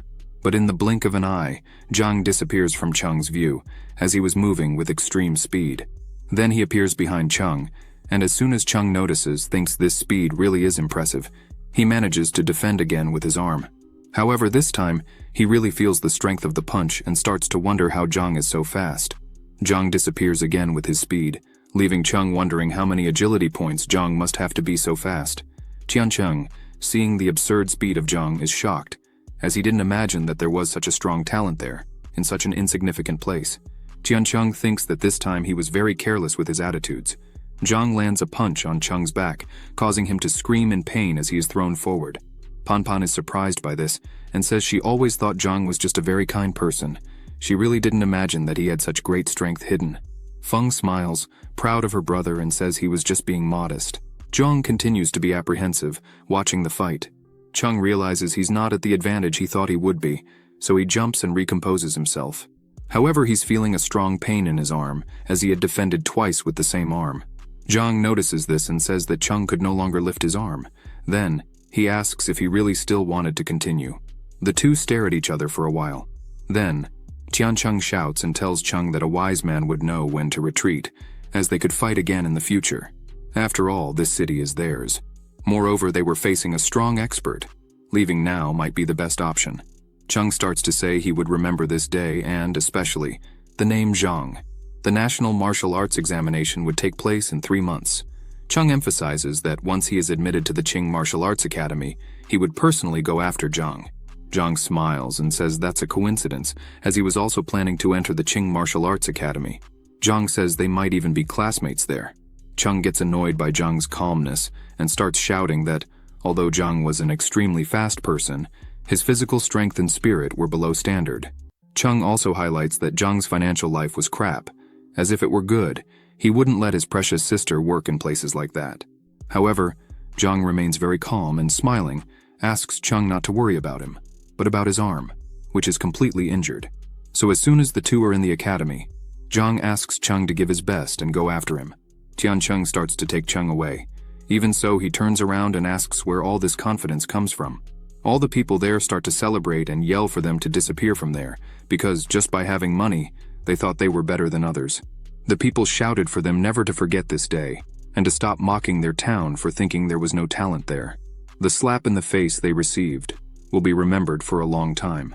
Zhang hugs his sister and says it's late, so they should go back home. She smiles and agrees. But before they leave, Zhang asks Zhang to wait a moment, as she would like to thank him for what he had done there today. Zhang asks him to go with her for just a few minutes, so they can discuss some things. Feng smiles and tells her brother that Zhang is a good person. Then he agrees to listen to her. Inside a room, Zhang and his sister are sitting on a couch, while Zhang stands up and starts to think again. Then, she hands over a payment to Zhang of 500,000 and says that this is a demonstration of the gratitude she felt for what he had done that night. He not only defended his sister, but also brought glory to the city of Tianfeng. Zhang thinks that with this amount, he would no longer need to worry about rent, nor even about his sister's kidney. However, he says that as much as he needs money, He could not accept this money just like that. Zhang says she would be very clear there.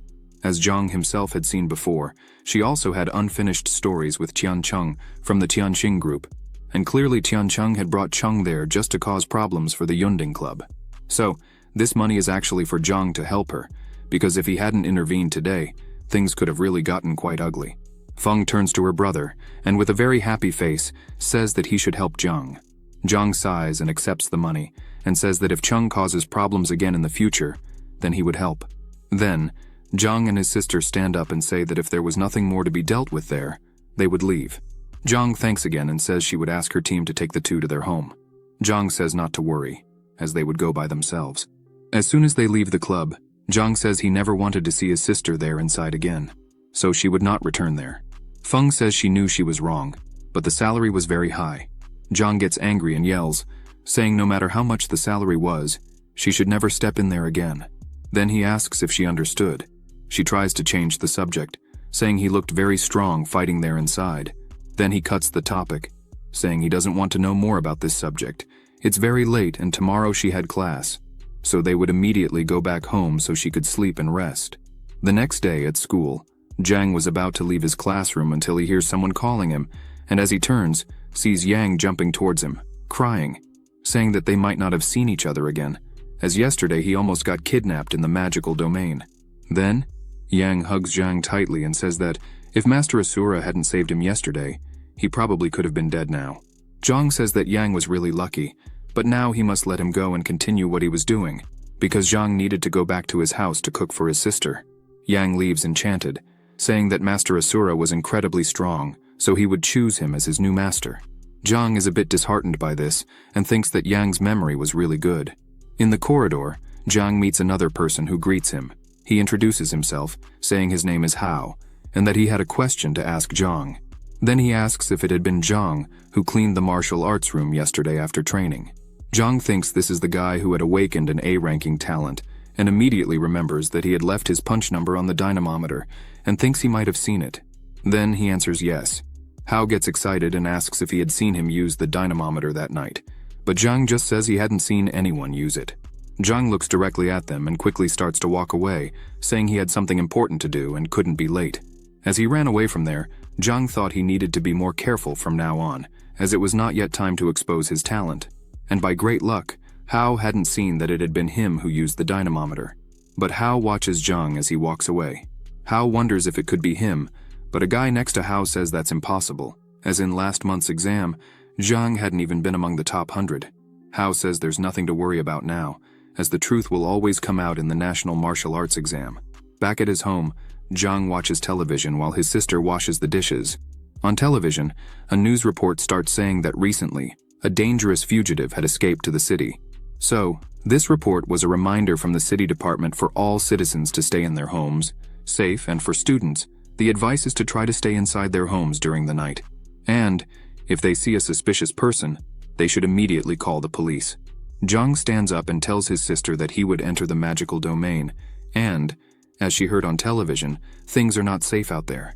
So she should be a good sister and not leave the house this time. Feng says it's okay and she would stay inside. Then Zhang, without wasting time, returns to the magical domain. On the 3rd floor, he opens his system and thinks that although he got the Sky Devourer boss, he still had lost many beasts. At the moment, there are 5 vacancies. So Zhang decides that, before trying to advance further, he would fill the remaining 5 slots. Currently, Zhang has an elite dark wolf, a sky-devouring frog, a venomous spider, a lava turtle, and a violent rabbit. Zhang opens the magical domain guide again to check the monsters on the 3rd floor. On the 3rd floor, there are warrior goblin and launcher goblin. Zhang starts to think that the monsters on this floor are just short and long-range goblins, but he still doesn't know which would be better for his team. Zhang decides to collect one of each first to test their strengths, and then choose which ones he would put on his team. As soon as Zhang was about to start hunting, he hears a cry for help. A group of 3 people was being attacked by goblins. One of them screams and warns that the goblins' attack was very strong, so they should be careful not to be hit. Then, the guy with the shield notices that one of the goblins was going to attack and trembles in fear. The warrior goblin quickly attacks and breaks their shield in half with extreme ease, while the launcher goblin from a distance hits them with its attacks. As they ran without knowing what to do, Zhang, on top of a tree, just watched and studied the scene. He thinks that even 3 short-range experts were not able to defeat a single warrior goblin. Apparently, these goblins really are strong. Zhang summons the sky-devouring frog and orders it to attack. Then, immediately, the frog jumps and attacks, causing 310 damage to the warrior goblin. Zhang is impressed with the power of the frog.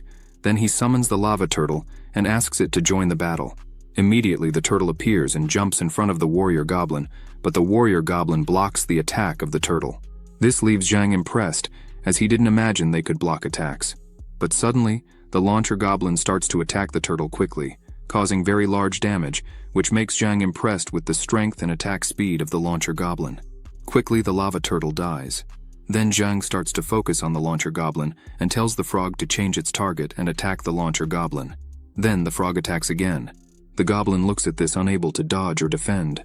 Then the frog's attack hits the launcher goblin squarely, causing 450 damage. Zhang orders the frog to attack again, leaving the goblin with little life. Zhang calls his elite dark wolf and orders it to finish it off. But as soon as the launcher goblin sees the elite dark wolf, it starts running away in fear, which shocks the wolf, Zhang, and even the other goblin. Zhang is very disappointed, wondering why the launcher goblin was fleeing when it was about to be captured. Zhang says the goblin wouldn't get away that easily. Then, quickly, he calls his violent rabbit, and says now he wanted to see who would be faster. So he sends his rabbit to catch the launcher goblin. Zhang and his elite dark wolf come down from the tree while his violent rabbit chases after the launcher goblin. Zhang looks at the warrior goblin and says it is the only one left there. So, it's better for it to put up a good fight, and he sends his dark wolf and the frog to attack. Then, the bosses begin to attack. As soon as the goblin is defeated, Zhang goes to its body and says it was very brave, as they took 10 minutes to defeat it. Then, after the death of the goblin, Zhang summons it so he can analyze its attributes. So, as soon as the goblin is summoned, Zhang opens the system which shows the attributes. Name, Warrior Goblin. Level, 1 out of 5. Experience, 1 out of 10. Health, 450. Damage, 240 to 290. Defense, 300. Ability, none. Zhang notices that the damage and defense of the goblin are really notable. However, this was expected for a monster of the 3rd floor. Although the goblin has no abilities, its attributes are greater than those of the level 3 violent rabbit. As soon as Zhang touches the name of the violent rabbit, he notices that the rabbit hadn't returned yet. So he decides to look in the system, and the system shows that the violent rabbit was dead. Zhang wonders what happened and how his rabbit died like that. But suddenly, he hears strange noises coming from behind a bush. Then, several goblins appear at once, screaming, "Chitter squeal," and charge at Zhang, who, seeing this, gets scared and thinks that now the situation was really going to escalate, as the goblin that had escaped earlier had called his partners. Zhang decides to run, as this number of goblins would easily kill his beasts, so he stores all of them and starts running towards the altar. But the goblins stop at a distance and stay there. Zhang thinks that these goblins are really very intelligent, as they even know that the altar would kill them if they got closer. The other people who were at the altar began to wonder how Zhang had called so many goblins like that. Zhang, on top of the altar, taunts the goblins. The goblin that he had hit previously shows him the finger. Then they start to retreat from there. After that, Zhang sits on the edge of the altar and thinks that these goblins are different from other monsters. Besides knowing how to flee, they also know how to call large amounts of reinforcements. So, the safest way to deal with them is not giving them the opportunity to flee. Zhang wonders how he would do that, as they are quite fast. Then Zhang remembers something. He quickly stands up and thinks that probably this would work. The people around him even startle. A few minutes later, Zhang was on top of a tree again, watching 2 goblins standing still. Zhang hides better behind the tree to avoid being seen, while he continues observing. Seeing a pair again, he thinks that the teams are fixed and divided into short and long range. Zhang then thinks it's time for him to show something entertaining. Zhang starts to call his beasts, and orders them to start attacking the short-range goblin. Zhang takes advantage and sends the dark wolf and the frog to attack the launcher goblin. Quickly, the warrior goblin dies.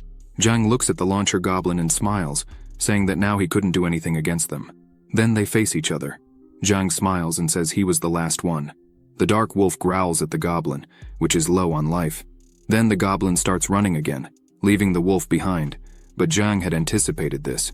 So he starts to summon his beast, the venomous spider, and orders it to hold him with its web. Quickly, the spider jumps and manages to hold him with the web.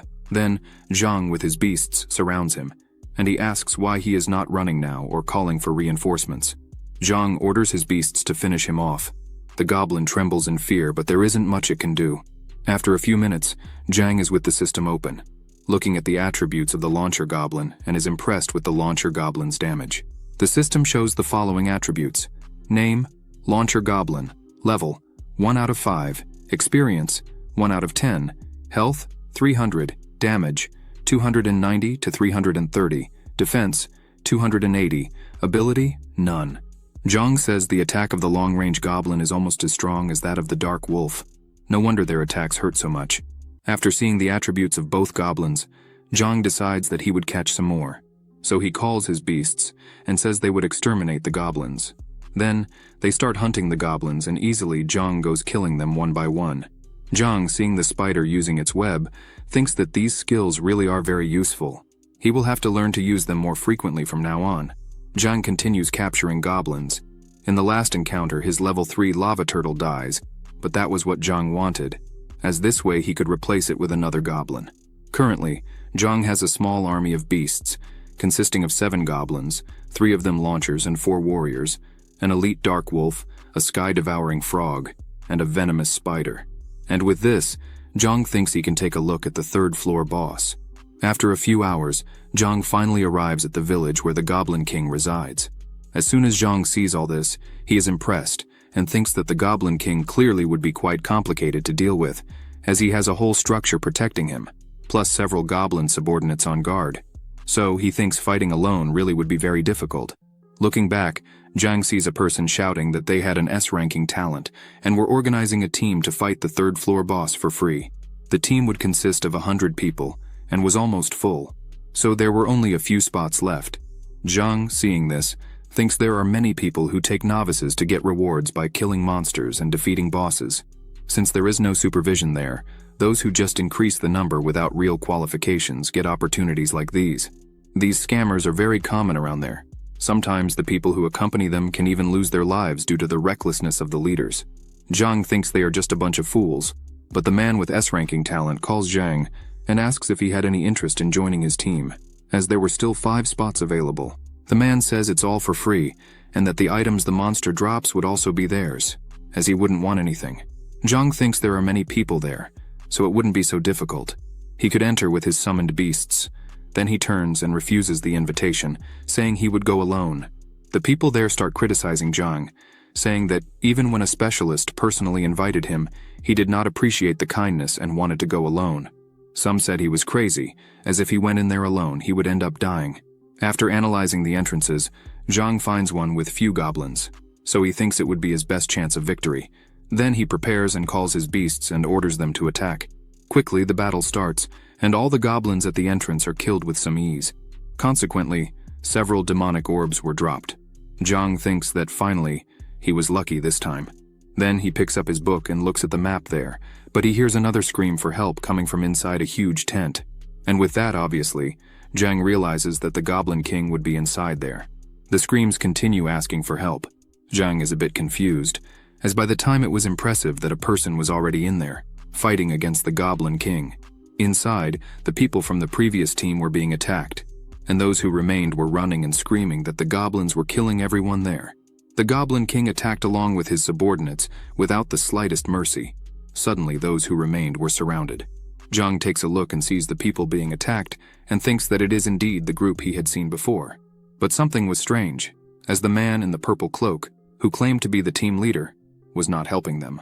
Meanwhile, the fight continued. The goblins attacked furiously, finishing several quickly, and consequently, all those who listened to that man ended up dying there, leaving none of them alive. The Goblin King sits back down, laughing, while the bodies of the novices who were killed turned into orbs. Zhang, seeing this, says he now understood everything. That man before did not have an S-ranking talent.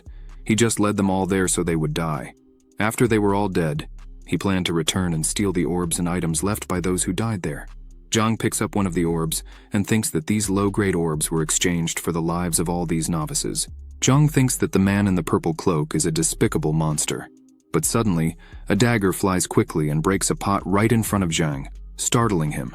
Then, he realizes that this is really bad, as he had awakened the Goblin King. As soon as he looks, he sees the Goblin King standing, with his soldiers around him, saying that there was a reckless intruder there. The goblins start to run to attack Jang, who quickly calls his goblins and asks them to block the attacks.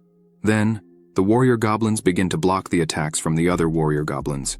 Jang looks at the chief and thinks that if his goblins hold off the king goblin's subordinates, then he would have a chance to fight.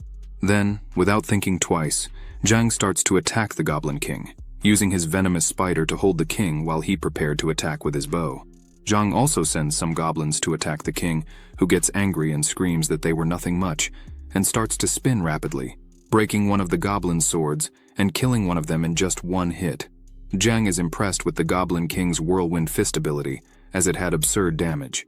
Thanks to that then, Jang decides to attack from afar and prepares his launcher goblins and the sky-devouring frog and joins them and orders all to attack the Goblin King together.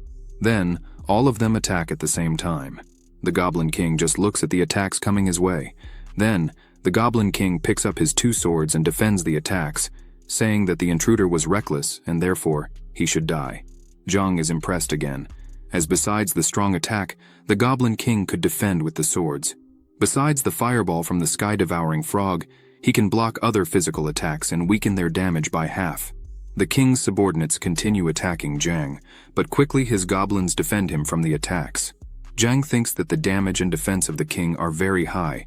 His beasts would not last much longer if it continued this way. So, he starts to think about what he should do, but while thinking, someone grabs the dagger again and yells for Jang to die and hits him from behind, causing 399 damage in one hit. Jang turns with the wound and realizes that the one who attacked him was the man in the purple cloak. Jang finds it strange that he hadn't noticed this guy and calls him despicable. The man says that, even with a critical hit, Jang didn't die. Clearly, his attributes were remarkable. He adds, saying his talent is stealth. As long as he doesn't attack or take damage, he can remain invisible. He asks if that talent isn't really incredible. Jang responds that the talent is rubbish for fighting monsters and bosses, but for deceiving people, it was quite useful. And based on that, he did what he did with the novices.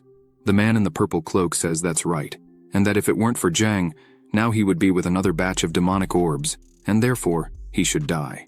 At that moment, Jang was completely screwed, as behind him was the Goblin King, and in front, the man in the purple cloak.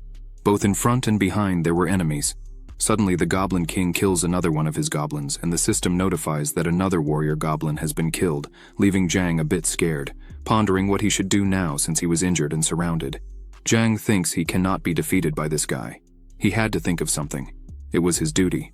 The man in the purple cloak laughs and asks if Jang really still intended to fight. Suddenly, Jang has an idea and calls his venomous spider and orders it to bind the man in the purple cloak. Jang says the man in the purple cloak is very inattentive. Quickly, Jang is standing, looking at the man in the purple cloak, who grumbles and asks if Jang really thinks he would escape just by binding him there on the ground, as the Goblin King was focused on Jang and not on him. Jang tells the man to shut up and says he wasn't planning to run. He just had to wait a bit and collect the corpse of the man in the purple cloak from the ground. Then, Jang calls all his beasts back, leaving the path clear for the Goblin King. The man, now trapped, asks if Jang was going crazy. As Jang runs from there, he tells the man not to be hypocritical now.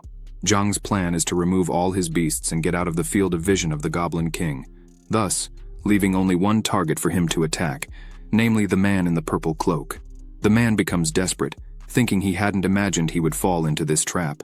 Thus, the king prepares to attack, but the man uses his ability, making the Goblin King stop and become a bit confused. While he was invisible there, he thinks he would never forget Jang's face, and that as soon as he escaped from there, he would go after him to the ends of the earth. By the man's count, there were 25 seconds left until the venomous spider's web would end, but Jang returns and stops right in front of them. This confuses the man. He wonders why Jang had come back there, what he was really planning. Jang smiles, takes his bow and arrows, and says he had figured the man would turn invisible. Then, Jang shoots an arrow that hits right in the man's chest, making him visible again. Then he screams, saying he was invisible. How did Jang hit him like that? But as soon as the man looks back, he sees that the king had noticed him again. Then the king, with eyes red with rage, returns to attack mercilessly, throwing the man to the ground who was trembling. The man says there were only 5 seconds left for the web to end, but suddenly another web is thrown at him, and the countdown starts at 60 seconds again. The man becomes furious, saying he would kill Zhang. Then Zhang starts to laugh and says he doesn't need to see the man, just the web was enough. Zhang prepares another arrow and tells the man to taste his own poison, as he used to watch all the novices die, one after the other without doing anything. So now it's his turn to be killed by the boss. Zhang hits another arrow into the man's belly, then the king prepares to attack again. The man, seeing his death approaching, screams and says that even if he dies there, he would not let Zhang get off scot-free from all this. Then the king strikes the man with all his strength, killing him. Zhang says he who sows the wind reaps the whirlwind. Zhang decides once and for all that he would defeat the king with everything he had. So he calls all his beasts again. Now only 2 goblins remained on the king's side, but there were several orbs scattered on the ground and some items as well. Then, Zhang starts to pick up some orbs and items. He ends up finding a glove named White Silk Gloves. It is of grade A, attributes. Damage plus 50, special abilities. None, durability. 100 out of 100. Zhang thinks this is pretty cool, as plus 50 damage points would definitely significantly improve his attack strength. So he decides to test his attack and attacks the king. His arrow is indeed faster, but when it hits the king's head, it does nothing beyond leaving a small mark on his head. Zhang laughs nervously and thinks this was not the result he was expecting. The king attacks again, quickly killing 3 goblins, saying they were weak. Zhang starts to run out of options and thinks the damage of this boss is terrifying. If he doesn't do something in the next moves, all his beasts could end up dying. The king screams that they are weak, and he will kill everyone and charges at Zhang, who quickly uses his venomous spider and asks it to use its web. This traps the monster on the ground, causing it to miss its attack. Then, Zhang takes advantage of this and removes his short-range beasts and calls all his long-range ones and sends them to attack the Goblin King, who was trapped. Then, all of them start attacking together. The king manages to defend against some of the attacks. Zhang smiles and asks if that is enough. Then, the sky-devouring frog attacks with its flames and hits the king directly, leaving him with just 9% of life. Zhang yells for his beasts to hold on tight, as they were almost winning. He orders everyone to attack again, and as soon as the frog uses its fireball, the Goblin King just looks at it, unable to defend. Then, the fireball hits the king, causing great damage, enough to defeat him. The system appears, congratulating Zhang for defeating the Goblin King. Zhang celebrates with the rest of his beasts, who finally manage to defeat the king. Suddenly, the king's throne begins to crack and a portal forms there. The system announces that the entrance to the 4th floor has appeared. Zhang, seeing this, thinks now it makes sense why he hadn't found it before. It was hidden in the king's throne. Many orbs were scattered on the ground. Zhang picks one of them up and thinks that, as expected of a boss, he dropped a high-grade demonic soul orb. Zhang calls his beast, the Goblin King. As soon as he is fully summoned, he looks at Zhang, who looks back at him with a happy face. The king bows before Zhang, who gives him a knock on the head, saying he was very tough to deal with. Because of him, some beasts had died. But suddenly, Zhang pats the head of the Goblin King and says that all of this is in the past, as now he was part of the family. Zhang opens the system and thinks that now he had 3 bosses, the Elite Dark Wolf, the Sky-Devouring Frog, the Goblin King, and to complete, there was one more venomous spider and a launcher goblin. Zhang reviews and thinks that, although the Dark Wolf has the lowest attributes there, it is still of an elite class and will level up soon. Excluding these beasts, there were still 5 slots remaining. Zhang decides to go back and get 3 more warrior goblins and 2 launcher goblins. He reviews all his beasts and thinks it over, and decides to go to the 4th floor, as soon the 3rd floor's boss would come back to life, not to mention that later he could try to summon more bosses and Goblin Kings. Thus, he would become almost invincible. But before he can enter the portal, someone shouts for him to stop. Several people surround him and yell for him to surrender peacefully. Zhang looks at this and sees that all of them carry a logo on their chests, and this logo is from the Magic Domain's administration team. One of them asks where are the victims who joined Zhang's team, but he simply responds that he hadn't created any team, and possibly they were getting the wrong guy. The man points his sword and says that's a lie, as they had received a report that a person was posing as a specialist and deceiving novices. Right there, in 1 year, 3 cases were opened and hundreds of people died because of this. A woman takes the lead in the conversation and says they are the inspection team from the Magical Domain Administration. She says that Zhang wouldn't be able to escape. Therefore, he should throw all his weapons on the ground and follow them peacefully. Otherwise, he should not blame them for the consequences of his actions. She gets ready and aims her bow and arrows at Zhang, saying that it would be futile for him to try to move to the 4th floor, as they had also set a trap there. This is his last chance.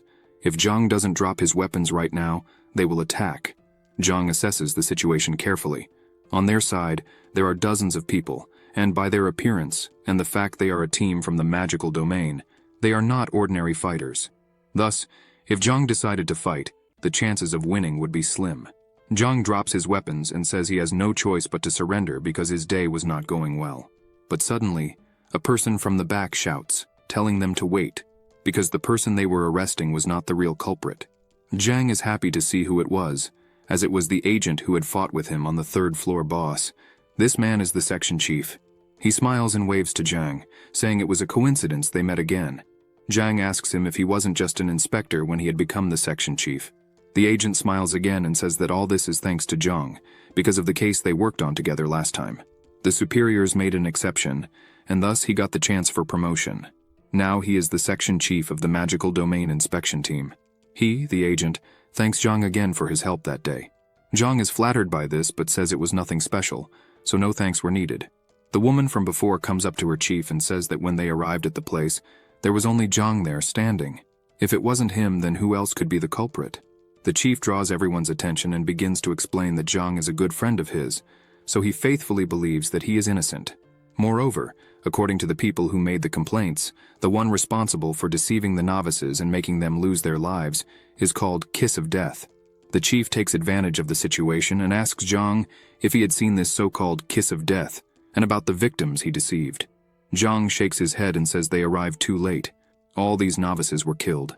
The chief is surprised, because if this really happened, they were talking about hundreds of lives lost. The chief gets angry and cannot believe that more than 100 lives were lost. Again, he emphasizes that this kiss of death is really very dangerous. They need to catch him as soon as possible.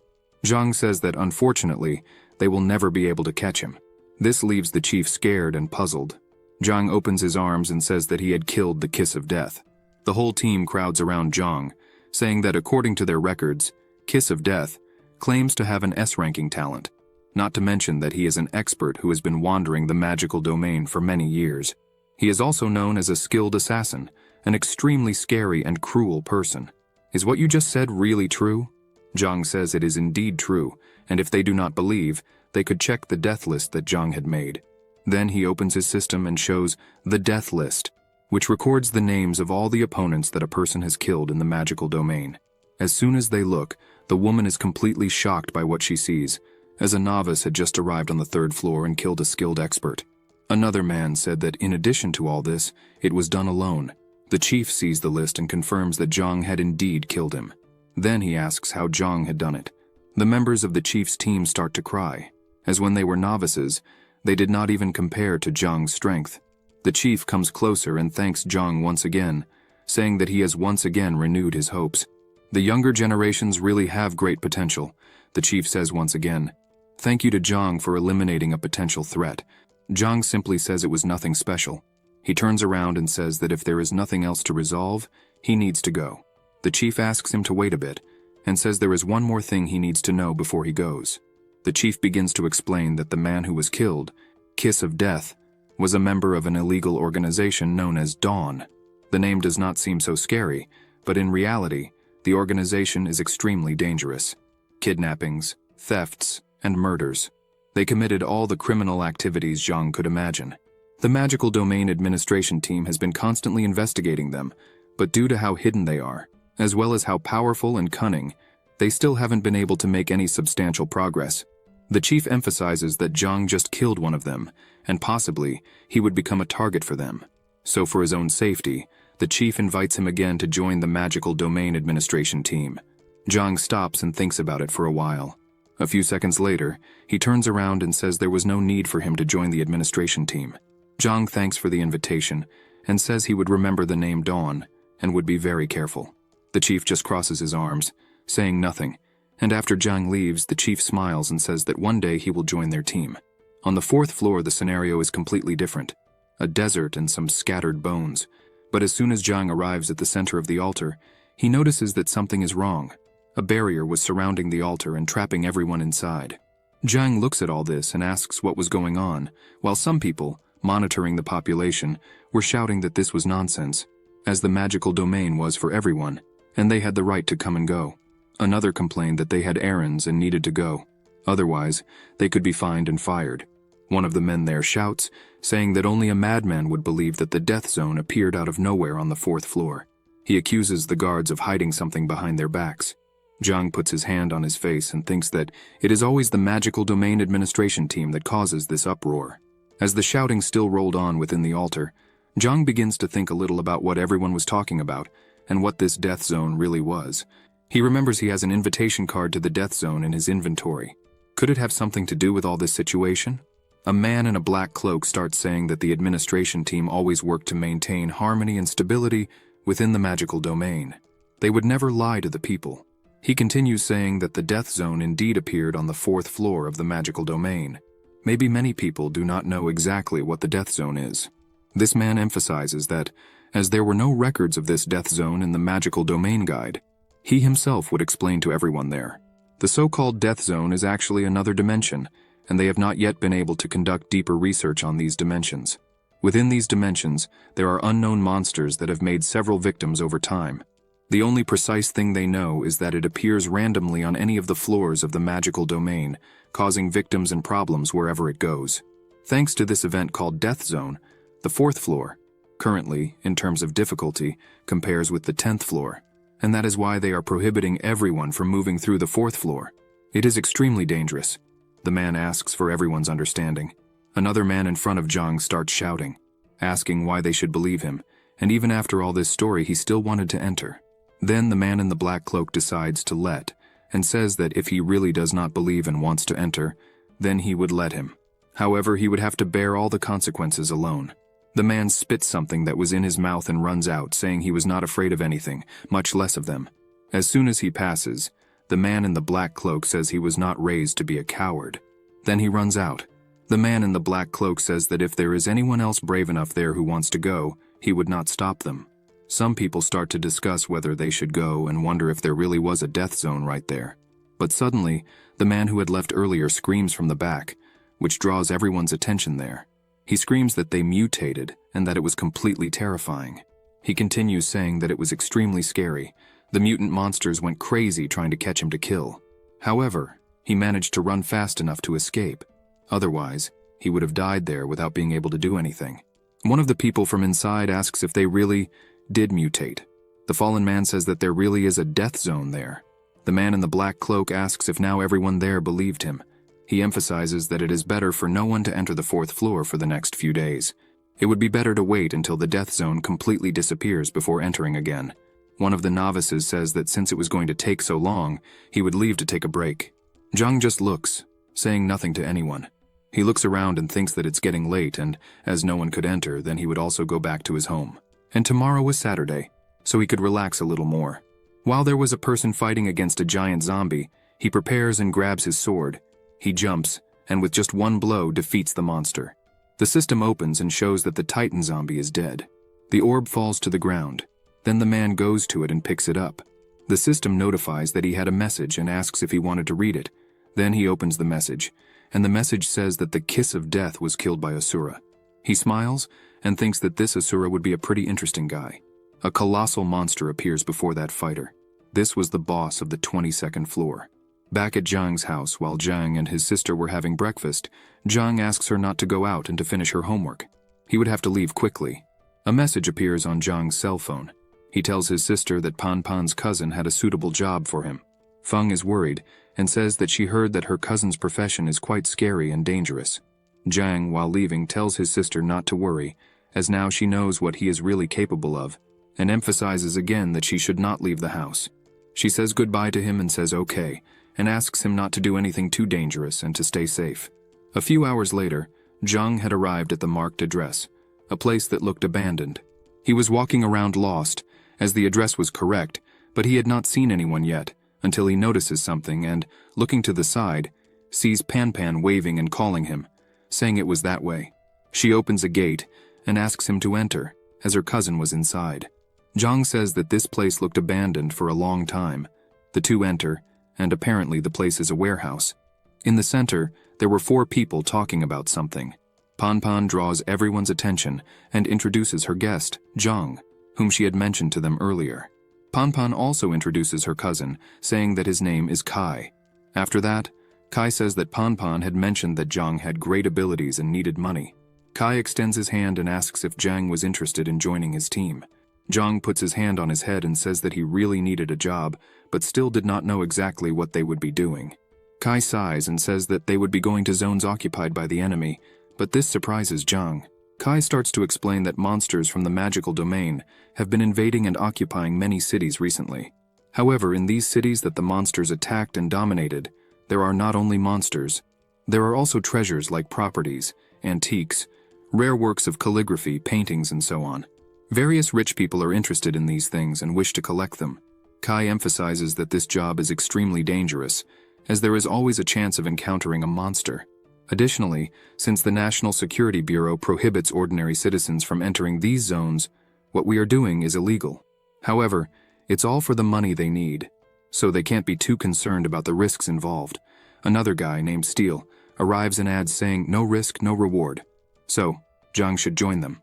Madman, another member of the group, says each would earn 300,000 per trip and asks Zhang what he thinks about that amount. Right behind him was the 4th member, Laoba, who just listened, without saying anything.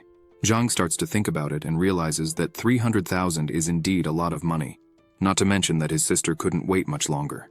All that Zhang had so far was 800,000. 500,000 he had earned from Miss Zhang, and another 300,000 from selling the demonic orbs. However, a kidney is very expensive. These 300,000 would be excellent for his sister's treatment. After a while thinking, Zhang smiles and agrees with the terms and says he accepts. Kai quickly hugs Zhang, happy, and says that he really has courage. Kai says there is more good news. Their boss doubled the payment, so they would receive 3 million. However, the job would be more difficult. The rest of the group celebrated, as now they would receive 600,000 each. But Zhang was a little apprehensive and asked what they would be searching for this time. Kai replies that it is a scroll of painting and calligraphy from the 5 Dynasties period. Kai says this scroll is in the Jiangdong Museum. This museum is probably a reference to the National Palace Museum in the Jiangdong district. After everything was confirmed, Kai says they should meet at 4 o'clock in the afternoon tomorrow. The next day, early in the morning at Zhang's house, he has just woken up and sees his sister already awake and asks why he is waking up so early. She needs to rest as much as possible to get better. Feng tells Zhang not to worry, as she knows he was going to work today. So she prepared breakfast for him to eat in peace. Zhang approaches her to grab a toast, but notices there are 2 apples on the table. So he asks where his sister got these apples. Feng, smiling, says the neighbor who just moved in gave them some as a welcome gift. Feng emphasizes that he seems like a very nice gentleman. While Zhang eats, he says that, with the current lack of resources, especially fresh fruits and vegetables, 2 apples must have cost at least a few hundred. The new neighbor was really generous. Zhang turns around and says he needs to leave. He says goodbye to his sister and tells her she could keep the apples, but next time she should not accept things from strangers. Feng agrees with him, says goodbye, and asks him to take care. While walking, Zhang thinks that today's operation is very dangerous, and therefore, before sleeping, he had absorbed the demonic soul orbs he still had. Zhang opens his system window to look at his current status. Name: Asura. Number: CV2 47-51176. Life: 110. MP 120. Damage: 4-14. Speed 15. Attributes: Strength 14. Normal people have 10 points. Mentality 11. Normal people 10. Spirit 12. Normal people 10. Agility 15. Normal people 10. Skill: Summoning Art Level 1, ranking SSS, equipment: none. Overall evaluation: Beginner Adventurer. Zhang thinks his current strength has already reached 14 points, and even though he hasn't tested it yet, Zhang is sure he can already surpass 600 kilos. Not to mention his agility, which is already at 15 points. If they encounter a Devil's Cave monster, he could probably handle it. But Zhang is still apprehensive about this and hopes that this mission will be as peaceful as possible. Finally, Zhang arrives at the meeting point. His companions are already there and wave for him to come quickly. Kai offers a dead and plucked chicken to Zhang, saying that at the right time, he would need it. Zhang takes the chicken in his hands and asks why he would need that. Kai begins to explain that the monsters of the Devil's Cave like to eat corpses. If Zhang became the target of any monster, he should just throw this at the monster's face and run to save his life. Zhang says he understands and puts the chicken in his bag. Madman shouts for them to hurry up. Kai says they are going, and then they start to climb the wall with a rope. As soon as Zhang reaches the top, he joins his team and sees the tragedy that occurred right in front of him. The city completely destroyed and dominated by monsters. Kai comes next to Zhang and says he is Panpan's friend, so he doesn't want anything bad to happen to him. Kai tells Zhang that he just needs to stay close to him and listen to his commands. Then he would return home whole. Zhang says he understands and would try to do everything right. Madman begins to enter the city and asks them to hurry up, as it is getting late. Thus, everyone enters the city and begins to walk through the streets. Laoba turns to Kai and says that, after this, he should find a way to get rid of the boy. It is inconvenient to deal with dead weight. Kai responds that he was thinking about this as well. They reach a point that is all destroyed and with no exit. Kai smiles and says they have arrived. Zhang asks how they have arrived, if there is not even an entrance there.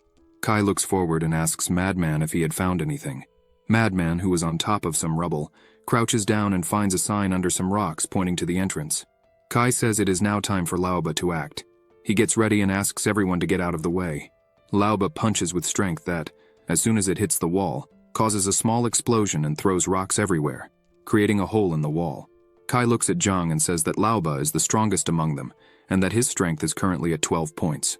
Zhang thinks that, if he has 12 points, Laoba's strength is lower than his. They start entering through the hole in the wall. Kai warns everyone that the monsters of the Devil's Cave like to lurk in dark places. It is pitch black inside, so there could be monsters hiding there. Everyone must stay alert. They continue advancing through a corridor where there are human bone remains scattered around the corners until they find a door. Kai goes ahead and tries to open the door. After opening the door, they finally reach the main exhibition hall. Kai asks everyone to be very careful from then on.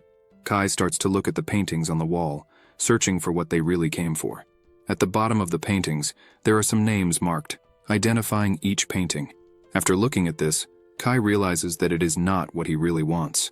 Zhang finds a painting titled, "A Gift for the Prince," and asks if it is what they are looking for.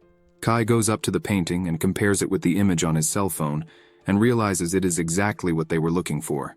Kai smiles and says they found it. He takes the painting off the wall and stores it in his bag. Everyone gathers. Madman laughs and says it was a great job. As soon as he receives the payment, he would go straight to a Yunding club to have fun. Zhang turns around and notices something wrong, and asks if they were not missing a person. Everyone starts to look around, and Madman asks where Steel is. Kai takes his phone and tries to contact Steel, but so far there was no response. Laoba starts to get irritated, asking how it is possible for someone to just disappear like that. Kai turns to them and says they could not stay there waiting, as it is very dangerous. Kai emphasizes that he left a message for Steel, and that they should head out first. But while they were talking, something was on the roof looking at them. Everyone starts running towards the exit. Zhang notices something and suddenly, something falls to the ground causing a cloud of dust. Kai turns around, startled, and says that, unfortunately, they ended up finding one. Zhang, not understanding, asks what was this thing that had fallen in front of them. Suddenly, a monster begins to emerge from the midst of the dust cloud. This monster is level 2 of the Devil's Cave. Quickly, Laoba runs out and jumps to attack the monster, saying the others could go ahead. He would take care of the monster. The monster looks at Laoba, who, without hesitating, grabs his dagger and tries to strike the monster, but it doesn't work. The monster easily breaks his weapon, leaving Laoba surprised, as the monster's skin was extremely thick. As Laoba stood there, stunned by what happened, the monster, without wasting time, turns and goes on the attack.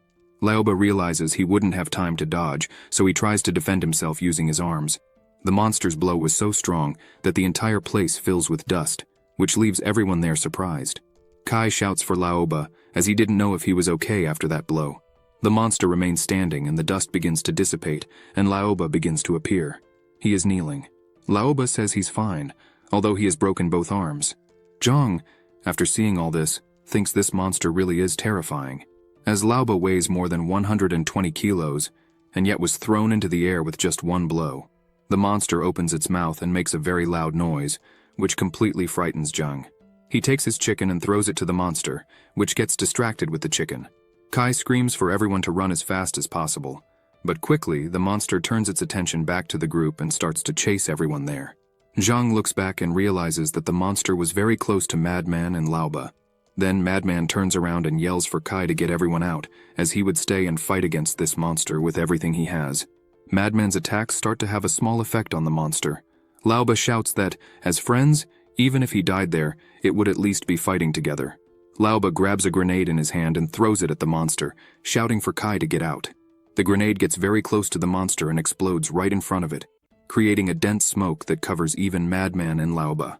As soon as the flash from the explosion passes, Zhang turns around screaming for the names of his companions. Kai, still covering his face, complains about the whole situation. Kai, crying, shouts to Zhang that now was not the time to mourn. They needed to get out of there if they wanted to live. Kai grabs Zhang by the arm and starts running towards the exit, saying that as soon as they could get out of the tunnel, they would be safe. The two begin to exit through the hole they entered, but as soon as Kai looks outside, he is completely scared because the monster was right in front of them. And it was not just one, but several, and from all sides, leaving the two completely surrounded. The monsters begin to approach the two.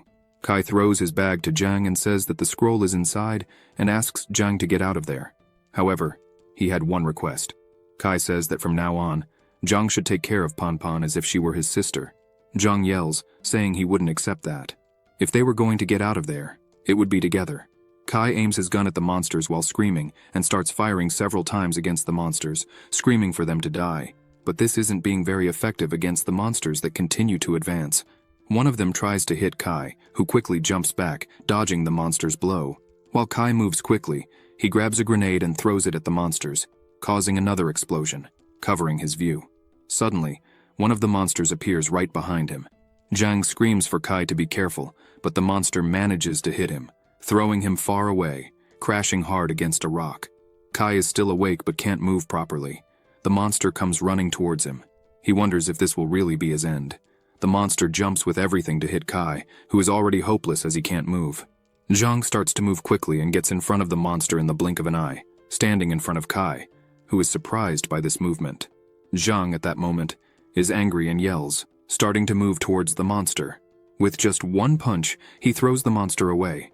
Kai, seeing this, is completely amazed and asks how Zhang is so strong, as with just a simple punch he threw the monster away. The monster starts to get up. Zhang looks at his hand and says that, even though this is not a big problem, he is still not used to fighting monsters with his own hands. Zhang points out that if several monsters decide to come all at once, they would have no chance of beating them all. Kai tells Zhang to stay calm, as the monsters from the Devil's Cave have an unusual habit. They do not kill the prey of another while that monster does not give up. The others would not attack. The monsters prepare again. Zhang turns to all of them and says that if that is the case, then it's fine by him. The monster screams and prepares to attack Zhang, who remains calm in front of the monster. He looks at the monster and says it really is strong. But is it fast enough? The monster gets angry and tries to hit Zhang, who jumps and quickly appears on top of the monster and yells for it to die while hitting a punch in the monster's face. One of the monster's eyes gets injured, and green blood begins to flow. The monster tries again to catch Zhang, who is right in front of him. Kai, seeing this, is quite relieved. He even praises Zhang, saying that all this is beautiful to watch. The monster still tries to do something, but simply falls in front of Zhang. He cleans himself and says that his attack was indeed quite risky, but he was fast enough. Zhang looks at his hand and thinks that was one down, now only 3 left. Zhang looks at them all and says that today, they would all be defeated, no matter what methods he needs to use. The monsters prepare, and one of them starts to advance towards Zhang. He prepares but suddenly feels something. Someone stepped on his shoulder. It was a woman with a flower tattoo on her arm. She delivers a strong blow to one of the monsters and stops among them. One of the monsters tries to attack her, but she jumps again and dodges the attack with some joy. She looks at the monster and lands another blow, resulting in a critical attack, breaking the monster's bones and throwing it away. Zhang sees her movements and thinks she is extremely strong. Her kick easily reaches 2,000 catties. She stops in front of Zhang and calls him. Zhang tries to say something, but a car appears just in time and stops in front of him. This woman asks him and his friend to get into the car quickly. Zhang agrees and picks up Kai by the arms while the woman pushes one of the monsters that was near away. The man inside the car calls the woman to get into the car as well, because another group was approaching. She agrees and comes running to the car. As soon as everyone is inside the car, she yells to get out of there quickly. Then, they engage the gear and accelerate the car quickly, getting out of there as fast as possible. Several monsters are left behind, trying to catch the car, but they can't. Jang looks back and sees a monster trying to hit the car, but the car manages to pass them without much difficulty. The man driving the car says they cannot head for the city wall, as there are too many monsters behind them. If that number reaches the wall, they could invade Tianfeng, and that would be terrible.